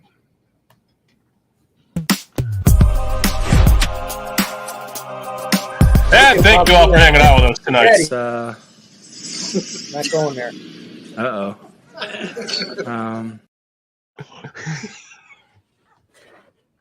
No, you're welcome, Bearski. I mean that, man. Everyone needs to know what a great job you're doing with your content on your channel. It's the best right now as far as I'm concerned. Special guest on BCP next week, Bearski Films. Yeah, I believe that. Get me to subscribe. He sits up there and put out a film talking about how good Justin is. Man, you'll probably get me to subscribe. Go make a Justin Fields Steelers. He's got some Justin Fields stuff, but that's from last year. It's a weird way to say Russell Wilson. So let's get to the starred stuff here from the Justin Wilson, wasn't he? Take it away. New Orleans? Take it away. Really? So Anunnaki was saying that he wanted Jayden Daniels from the jump because of his ability to play from the pocket, but he can also house it with his legs. Pocket passer who can run, not a running QB that has to rely on his legs. Ooh, we won't mention the Fields things. He also says effective and efficient. His arm is better than Jayden. Oh, I think he's talking about Caleb Williams. He thinks Jayden's arm is better, or Caleb's arm is better, but he likes his guy because of his poise in the pocket. I would argue I think Caleb has better poise, but that's for here or there. Jayden has been a pocket QB and good at it since a true freshman at Arizona State. This offense is a hybrid college-type offense with RPOs and zone reads married into an NFL running game. That's why I think that it's setting him up for failure. Because where Caleb Williams right now is learning a real pro offense and he's beginning to master it, he's not having to be hamstrung by having some college plays in there that make his job easier. And you know what I'm saying? So I really do hope that Jayden Daniels plays this weekend and that he is healthy enough to play well, not just get out there, and play injured. Because I really do want to see this matchup. I think it's going to come out on top for us. And I would love – that's kind of the narrative of the thumbnail of the show is I would love to see the narrative being taken away from Jayden Daniels and placed back onto the quarterback that it should be placed on this year, being the number one pick in Caleb Williams. Because I think, in my opinion, I am biased, that he's playing better all around in a real NFL offense. If you were curious as to which quarterback I would like the Bears to face versus the Redskins, I would like them to play current day RG3. I just want to win. I just want to fucking win, man. 5-2 does sound good, doesn't it? Especially now the Vikings just lost. Yeah. Yeah. Don't look now. Paulski was the first one to say that the Vikings could be undefeated and then miss the playoffs. But PJ, please go ahead. No, I just think that, with the whole quarterback situation, I don't give a lot of thought into, which one I'd rather play or not play, because if we really want a winning team, and I'm not a lucky team, we want a winning team, give me their best before we can beat their best, because that team kind of in 2005, 2006, when we went to the Super Bowl, it's like we was getting by on some lucky stuff. I don't want that.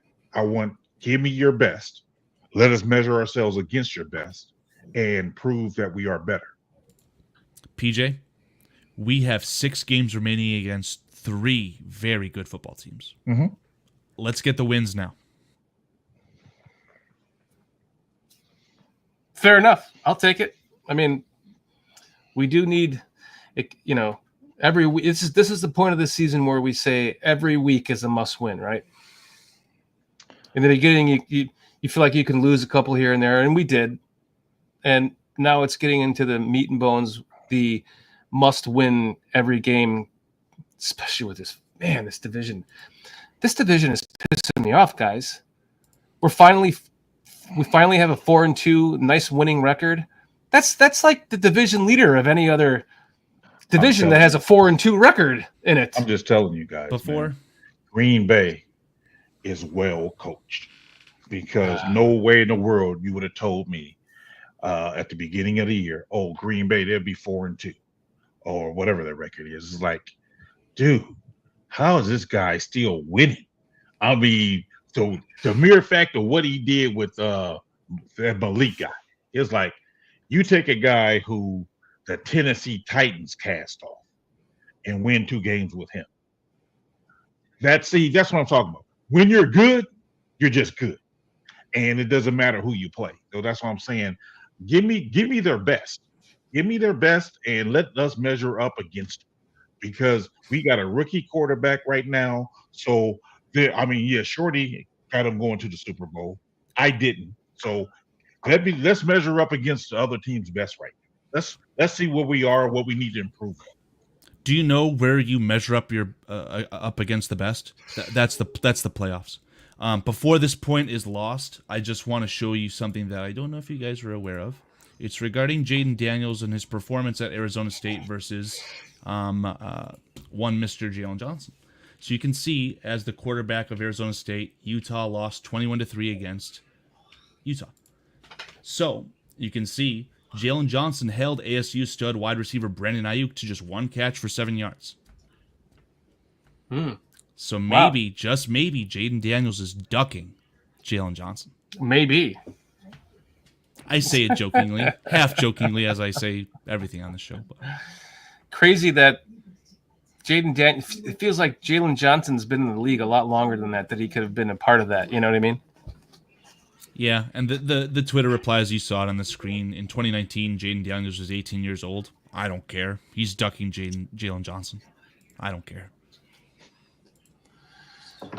You know, this is the perfect time for PJ saying, give it to us. Just give it to us. Wait, pause.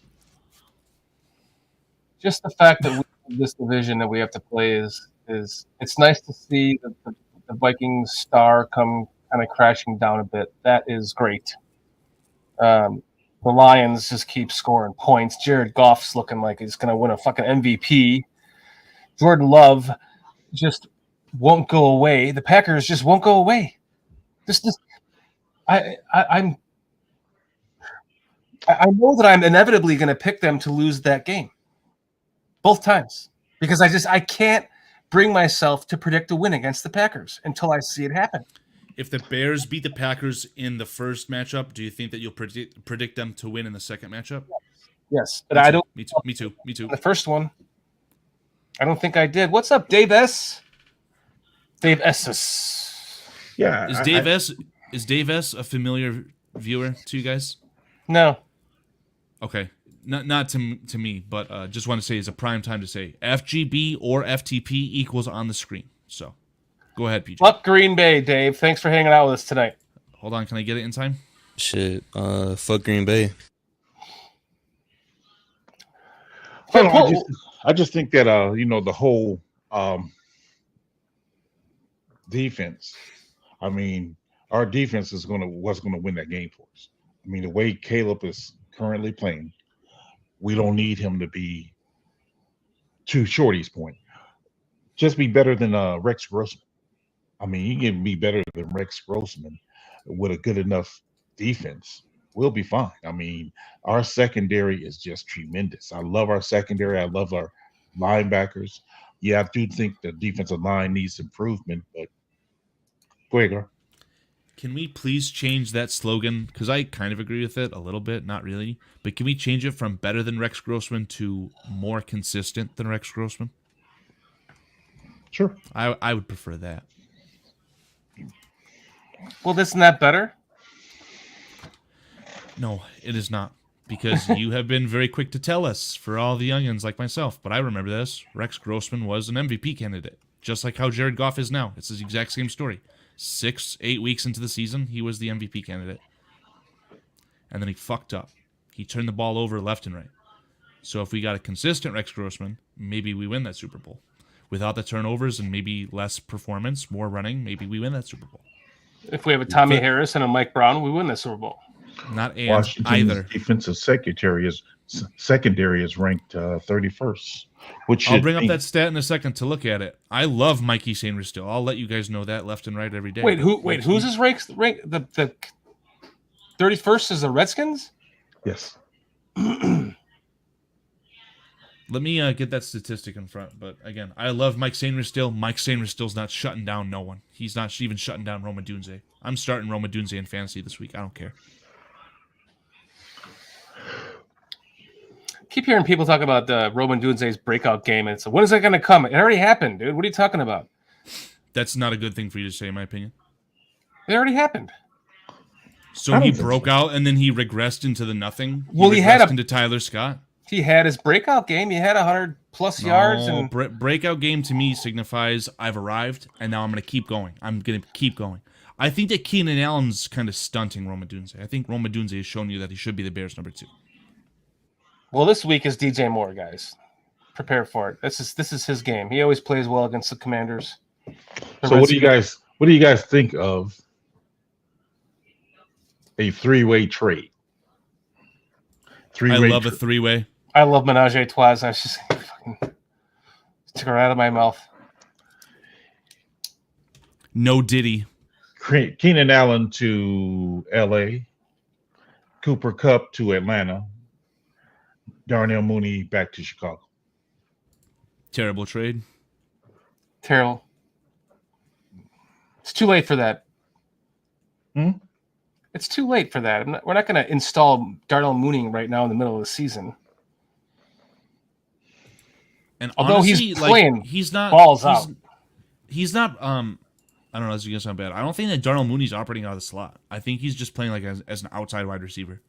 So Agreed. You're gonna say that he should be playing outside number 2 instead of Roma Dunze? That's asinine. Well, what I am saying is, when you have a 3 wide receiver set, you put DJ Moore in the slot, which he performs great in.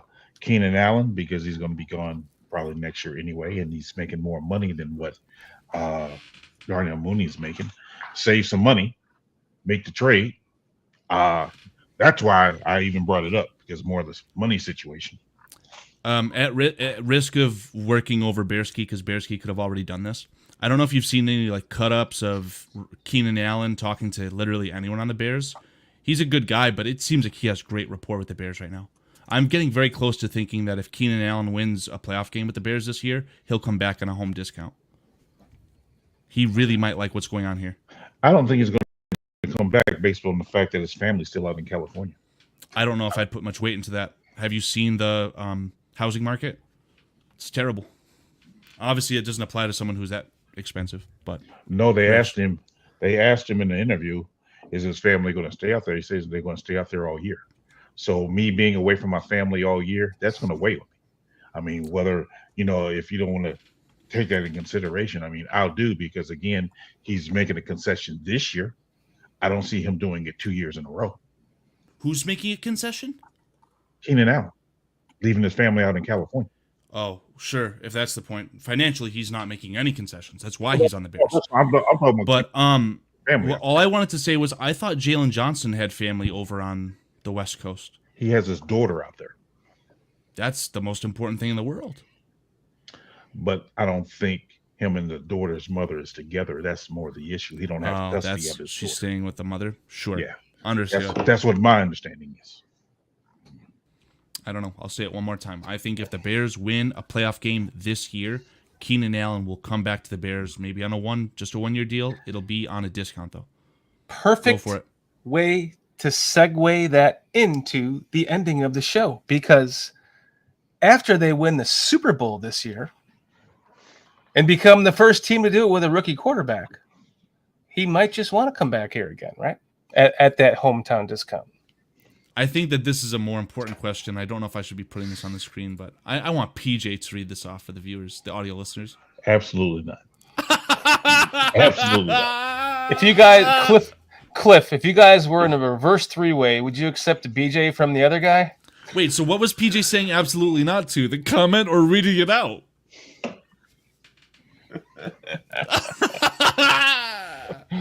I hate Cliff. Love you, buddy. That's kind of like ranking us as hosts, right? Is that how that goes? Who would Cliff put the said other that. schmeat in their mouth? Oh, my God. Oh, my God. Dave S., I think Keenan likes it in Chicago, too. Let's see what happens when it gets cold, though. And he has to play in it consistently. that might change his mind even after they win the Super Bowl. Right? Right. It's a miserable feeling being away from your family, is all I can say. Miserable feeling. Mr. Mayhem, saying the Bears will win the Super Bowl in 2026. If they win the Super Bowl this year, I'll give out some free BCP. I called it Super Bowl shirts to our biggest fans, and you're one of them. Wait, what do you mean, Mr. Mayhem? Because this is isn't this the 2024 season? Yeah, so but is Mr. Mayhem saying that the Bears would technically win the Super Bowl next season because it'd be played in February 2026? That's what I took it as. Or are you saying in 2 seasons will the Bears win the Super Bowl? I like that. I like what Dave S is saying. Super Bowl or bust. I agree. That's how I feel. Just get through this division. Minnesota just lost their second game. Now everything the cards are the table is getting even now. We got one team that has more wins than everyone else. Everyone else is even. We just went up a tier. We win this game this week. Hope the Lions lose. What in God's name is on the screen? What were you gonna say, Peach? I was about to say Bearsky brings up a good point about Keenan Allen chasing a ring. If Keenan Allen would go to the Chiefs or the Bills if he's truly wanted to chase a ring. So that's what I'm saying. Because he was traded to the Bears, I don't know what he will do. Are you reading Cliff? I don't know what he will do once he becomes a free agent. Is he going to want to re-sign with the Bears or go somewhere else where he can probably have a better chance of winning a ring, or go back to California, or even Las Vegas to where he can be close to his family? I'll give the framework. I would say that Keenan Allen, if he wins a playoff game this year, he'll re-sign with the Bears at 2 years, $30 million, with $10 million in incentives over those 2 years. All I have to say is this chat is fucking insane. It's just Cliff. It's just Cliff. Mammy, Mammy. That's my mammy, by the way. It's literally my mom. No. Oh my, Cliff. Mammy, you gotta watch this show at your own risk. You know that. I can't even. I'm just dying laughing at it. Should I even read that for the people in audio chat? I say no. I think you saying that your mammy said, "Oh my, Cliff," is all Probably that needs to be said on that.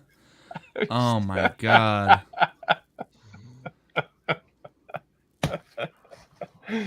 Oh man, Cliff, love you, man.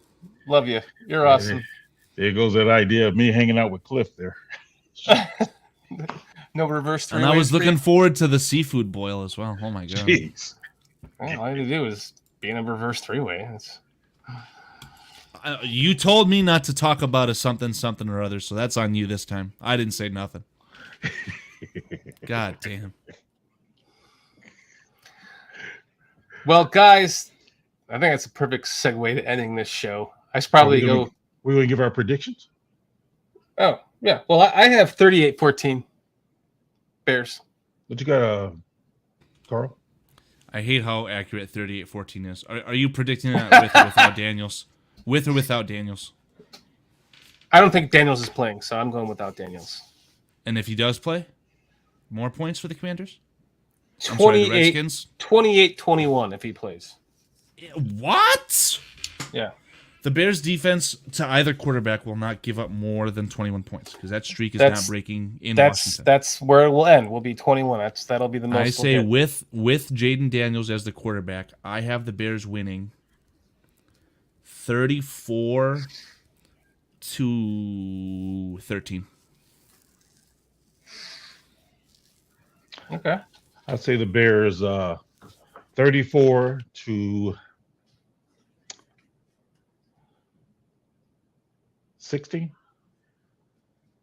Oh, you're trying to. Did you just prices right, my sorry ass? He's stealing Foster's prediction from last week. You just priced just right, my sorry ass. I can't believe that. Mammy, what do you? What?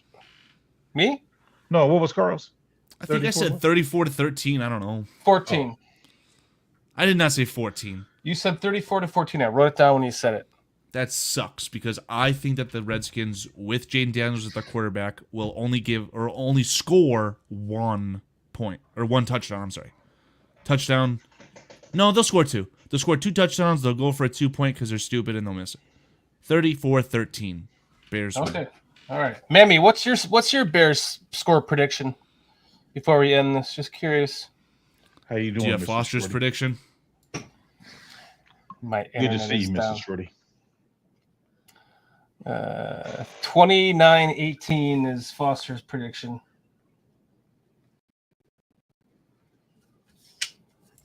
I thought, but 31-16. I thought these 29-18. I thought those were internet speed test results. Foster, so many numbers just thrown out there. No one thought it was funny. Okay. Yeah. Come on, Mammy, spit it out. 28. What do you got? 21, 14. What do you got? Oh my God! I haven't written down one timestamp, but if I'm going to, it's going to be that 3 hours 20 minutes. Mammy, spit it out. Unbelievable. You're fired if you do that one. I've got bad news for you. Don't worry, Mammy. I'll fire him. I've got really bad news for you. She says 33-17. Yep. Got bad news for you. Don't get my so mother much involved in material this. there that I just not even going to touch it. Do not get my mother involved in this. That's why I said I won't touch Hold it. on, Mammy, I need your seal of approval, okay? I want to play that audio clip of Shorty saying "Mammy, spit it out" 1 time per show, 1 time use.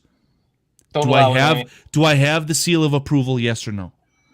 That's a definite no. And no is okay. You can say no. That's fine. Simple yes or no, please. Please say no. Huh? Huh? Spit it out, baby. Bearsky saying it, man, if you guys got them as double-digit winners, go win some money on it if you're that sure. It'll be a close game. Bearsky is more of a Debbie Downer when it comes to the Bears than PJ. Yeah. What is that? That's a smile. That's a yes. That's a yes, Chad. That's not a yes. That's a yes if I've ever seen it. That is not a yes. That is a yes if I've ever seen it. That is not a yes. I think it's a yes. It is. It is in Washington, so maybe we'll be closer. That's thumbs down for sure. Gosh darn it. Whatever. I'm deleting the notepad. I'm not going to tempt myself.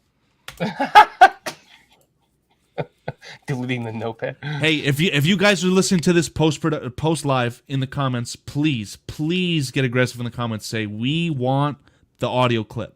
We want Shorty to say "Mammy, spit it out." Please, I need the comments.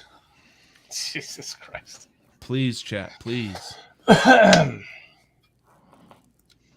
Thank you, Mammy, for joining us. Hope all is well with you. I still don't feel comfortable calling her Mammy. Mrs. Shorty, thanks for joining us. Well, that's because you're polite. You would never do something like take a derogatory comment and replay it over and over and over to get on the show. Bearsky, let me just quickly, in a nutshell, cap this thing off explaining my reasoning.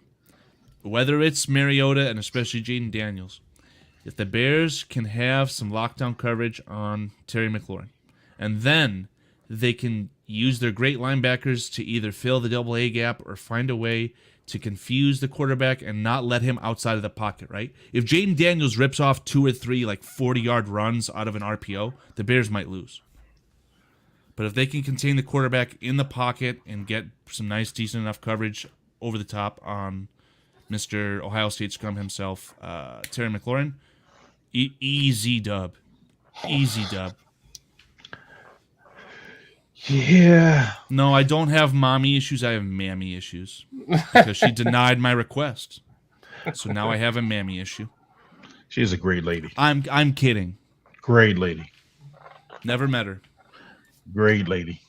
You won't now. You keep it up. See, I did. I'm sorry. I committed. I committed a felon. I'm sorry. Great lady. That's death penalty, my friend. That's death penalty. Yeah. Death by Bears victory. I'm all for it. And very, very knowledgeable. I mean, one of the things I really enjoy most about her, she reminds me of my late mother, who was always abreast of the happenings of the Bears. You know,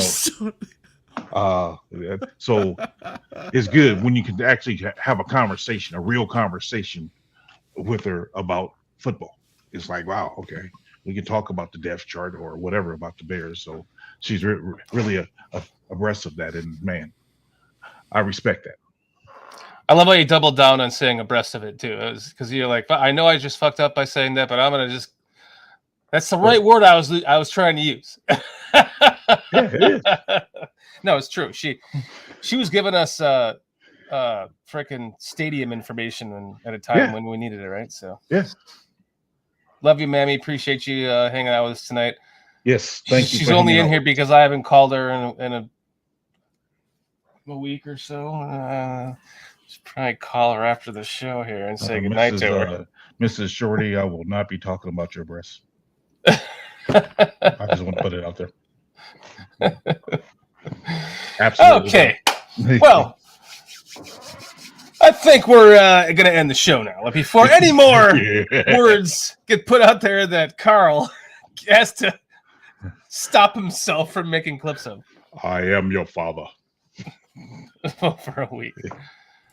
I prefer this one. I am confirmed biggest Josh Blackwell meat rider on this ecosystem here. These people are drilled over and over and over and over and over and over. This is your assignment. You do this. I just want to know, where is Foster at right now?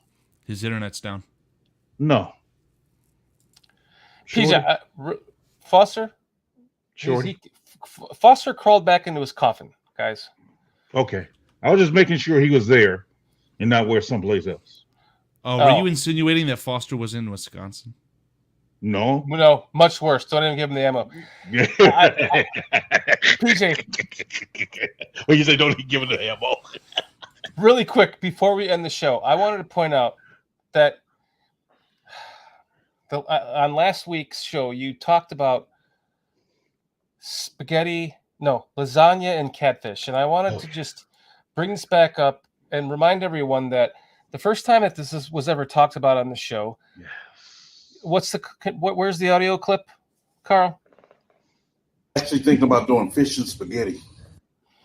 And when PJ said I'm thinking about doing fish and spaghetti, I kind of vomited. I tasted vomit in my mouth. It was like, what is he talking about? And this has been anyone that knows this show, man. This has been a running joke. Fish and spaghetti for me don't mix. Spaghetti and meatballs mix. But then PJ sends me this glorious picture of this blackened catfish with spaghetti that he made. And okay, so then it became a running thing. We were asking everyone in chat. We were asking our guests. We should have asked our guests tonight. And everyone usually gravitates toward, I eat that a lot, or that looks good, or I wouldn't mind trying that. But then last week, you go and start talking about freaking lasagna and catfish. And PJ, I just want to end the show on this. That is where you totally lost me on that. You'll never get me back. I can handle the spaghetti, but look at the lasagna. The lasagna looks delicious. So does the catfish. Yes. But I wouldn't eat meatballs with lasagna. I would eat meatballs with spaghetti. Right? So lasagna is its own meal. So what are you doing having catfish with lasagna, man? Just doing it because you can do it. Is that like having bro? When you just feeling when you in that zone, you just go with it, man. I'm telling you just go with it. Man. And I just want to say for the record, that was some good eating right there. That was some good eating right there. I was proud of myself for that one. Dude, that lasagna looks delicious. I'm telling you, that catfish was nice and tender. You put that catfish next to that lasagna. Hell, man. That wouldn't even be on the same plate. I've got a spot next to me that's got some great catfish fillets for a nice price, and they've got some buffalo sauce with it. Oh my god, I might have to get that tomorrow. See. No spaghetti. Buffalo sauce. Man, Like hot sauce. Man. Not spaghetti. Not lasagna. Not any red sauce. Well, funny you should mention it because I was in a. That's why I left the show a couple of times because it was in the midst of making some southern green beans and beef ribs. Okay, you got me. I could definitely eat that. Now the southern green beans consist of bacon fat, green beans, beef bacon, potatoes, and some beef sausage, Eckrich sausage, chopped in there. And then those beef ribs baked in the oven with barbecue sauce. That sounds so much better than catfish and lasagna. I'm telling you, when you eat this catfish and lasagna, it's like the lightness of the catfish goes perfectly with that lasagna. I'm telling you, man, that I had more compliments on that one because I actually gave some other people part of that dish and they really loved it. Not just liked it, they loved it. Okay. I believe it. Just come to the dark side, bro. Now, welcome to the dark side. PJ, for the audio listeners, please elaborate on the dark side. Dark side would be. You keep setting me up. I'm sorry. I apologize. Dark side would be any side. This side of the moon. The dark side. What? Who made that album? The Dark Side of the Moon. I'm gonna be very young with that. Pink Floyd. Thank you. I have nothing and no nothing about that. I equate the dark side of the moon to Transformers, so I don't know nothing about music like that. Why does Cliff want us to see his ribs? Is he injured like Jayden Daniels? Cliff, did you just send me pictures of? You sent me a picture of your burger today, not ribs. Doug Van Dorn, Mr. Mayhem, thank you guys for saving my ass. I appreciate you guys. Transformers, Justin Vanderzom. So yes. Let's see, where is it? Oh, the viewer, Justin. Hello, welcome to the stream. So yeah, I'm telling you, that was some good eating, fellas. That was some good eating. I don't know. You lost me with that, man. You lost me with KFC for dinner. You know why? Because like wearing my Taco Bell shirt. Catfish has like a little bit of like it's a bottom feeder fish, so the meat just kind of has like almost like a little tinge of dirt taste to it whenever I eat catfish. That's why it's really. I don't know what type of catfish you be eating, bro. Any catfish, it's a bottom feeder. I'm just saying, man. You put some hot sauce on that thing.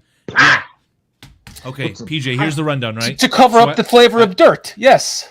That's what I get, right? I get a box, like a this is Cliff's burger, by the way.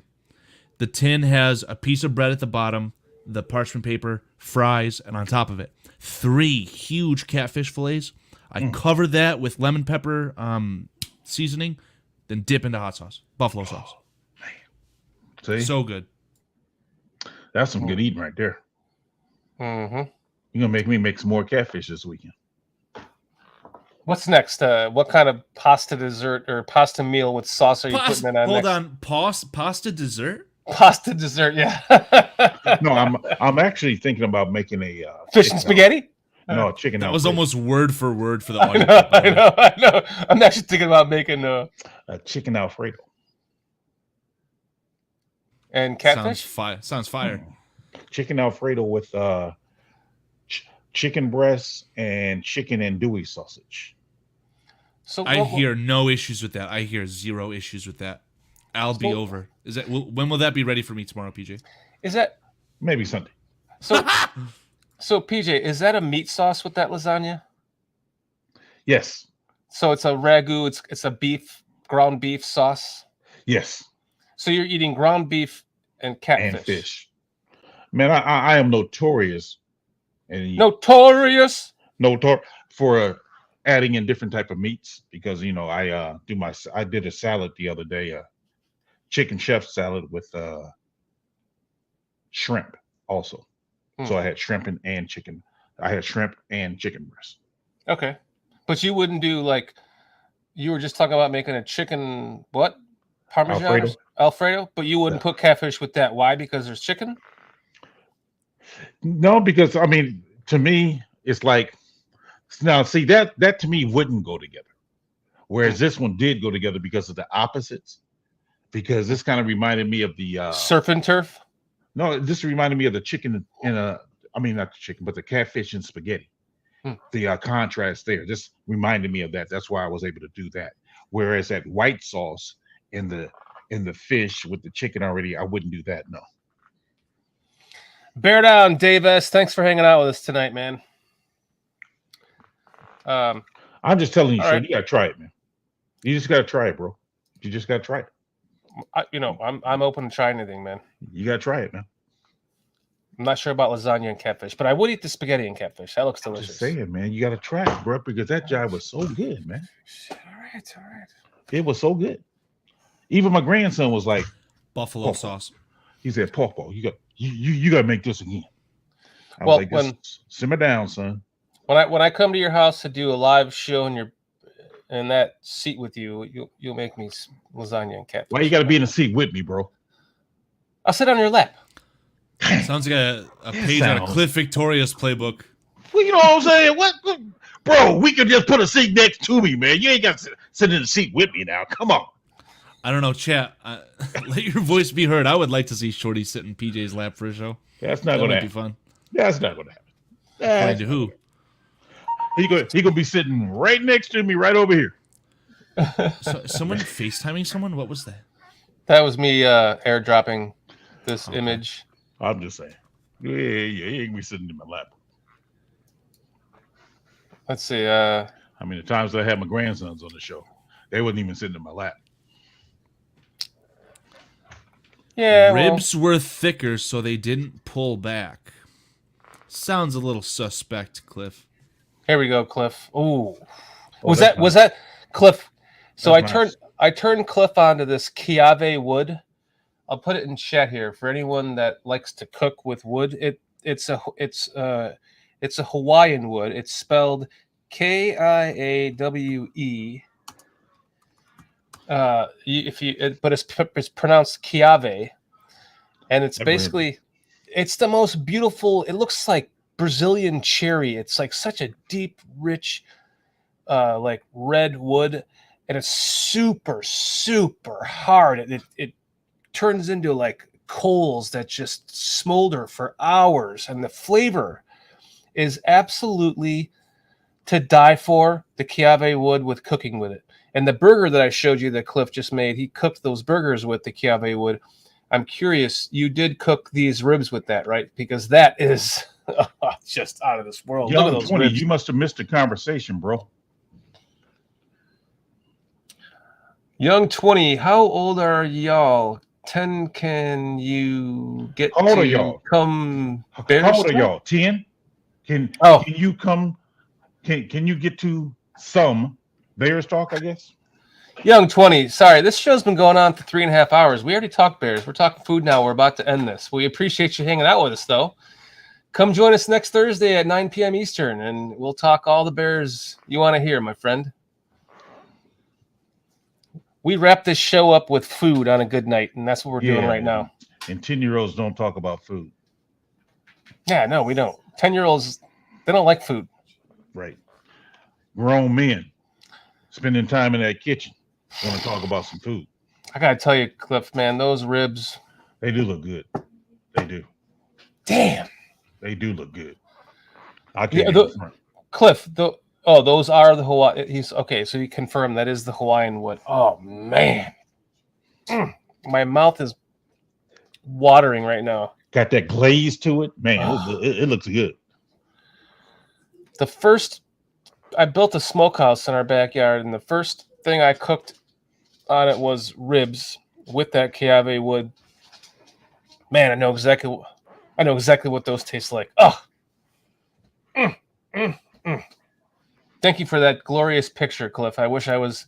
Wait, I am in Florida. Wait, bring some of those up to me this weekend, dude.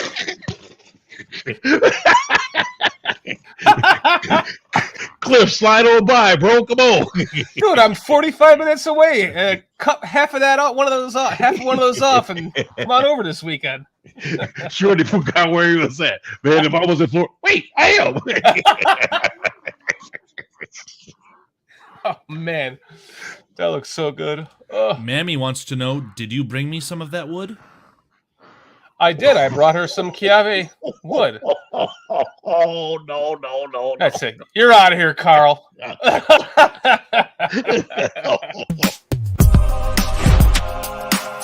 It's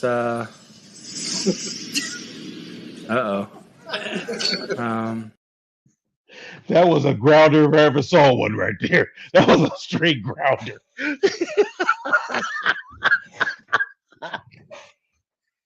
That was too easy. My raffle copter goes schwa, schwa, schwa. Oh, no.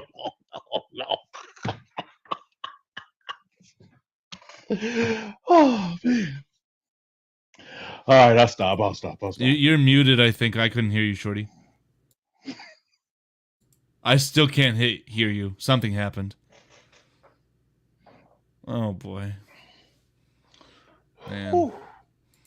It was almost like a whoosh, right? Like it whooshed over his head, bounced off the back wall, and hit him in the back of the head. Because my mic dropped onto the floor. Literally, Doug said mic drop. Okay, you gotta choose your words correctly at this time of night on this show, Mammy. For real. Man.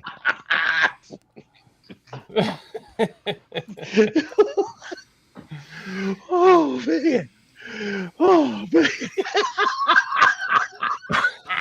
So now that this podcast has been demonetized and I don't want to fess up to any major crimes or anything.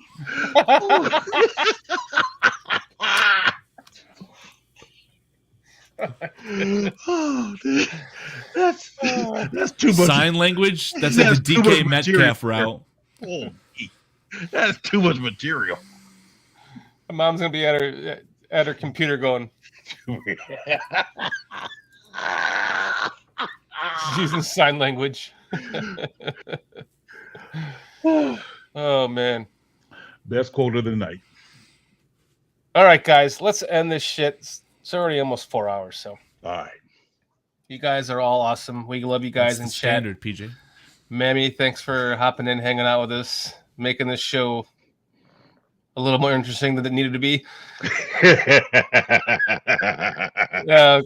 Cliff Victoria, thank you for your amazing pictures of your food. Wow.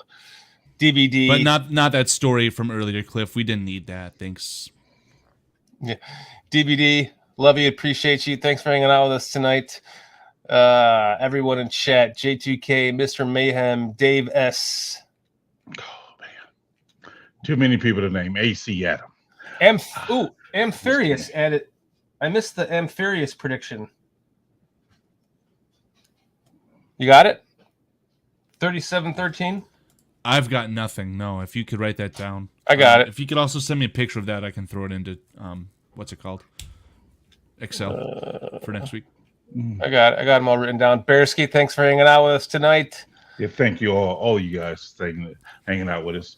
Should give a special thank you to the Redskins fans in chat. Anunuki, yes. And there was another one who I don't know if we have starred, and I can't remember their name. Jack Package, thanks for hanging out with us. Jack Package, the Michigan fan, go blue. Yeah, thank you guys. We appreciate that. Hey, we appreciate you coming in here and just being respectful like we are to you and talking some football with us. That's awesome, man. It's great to have you guys from other teams in here with us. It really is. Yeah, I miss Foster being on the show, but he was having some internet problems towards the end there. So, Foster's my guy, man. I'm telling you, Foster's my guy. That's because the Wisconsin internet sucks. Man. Am I allowed to publicly state that might have been the last time that Foster's at that location? Oh, no. Yes, no, maybe so. All I'll say is that moving forward, I hope that he's able to get his laptop connected to the internet via an Ethernet cable and stop watching the stream while we're streaming. I think he should be good at that point, but we'll have to talk about that behind the scenes. Yeah, you're a lot better when you're a part of the show, Foster. I would really is.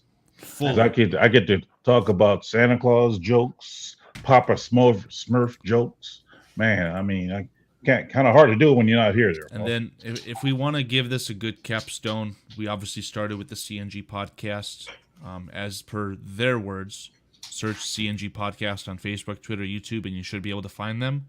If you guys really want to follow G Walker, that's his Twitter handle, @GuyWalk918-15793. Those guys are great, and I hope that we get to speak to them again in the future. Absolutely. Thank you to the CNG Podcast for hanging out with us tonight. That was a lot of fun with you guys. We hope that you had fun with us as well. Yes. Thank each and every one of you guys for hanging out with us. Appreciate it. And, man, we're looking forward to a Bears victory.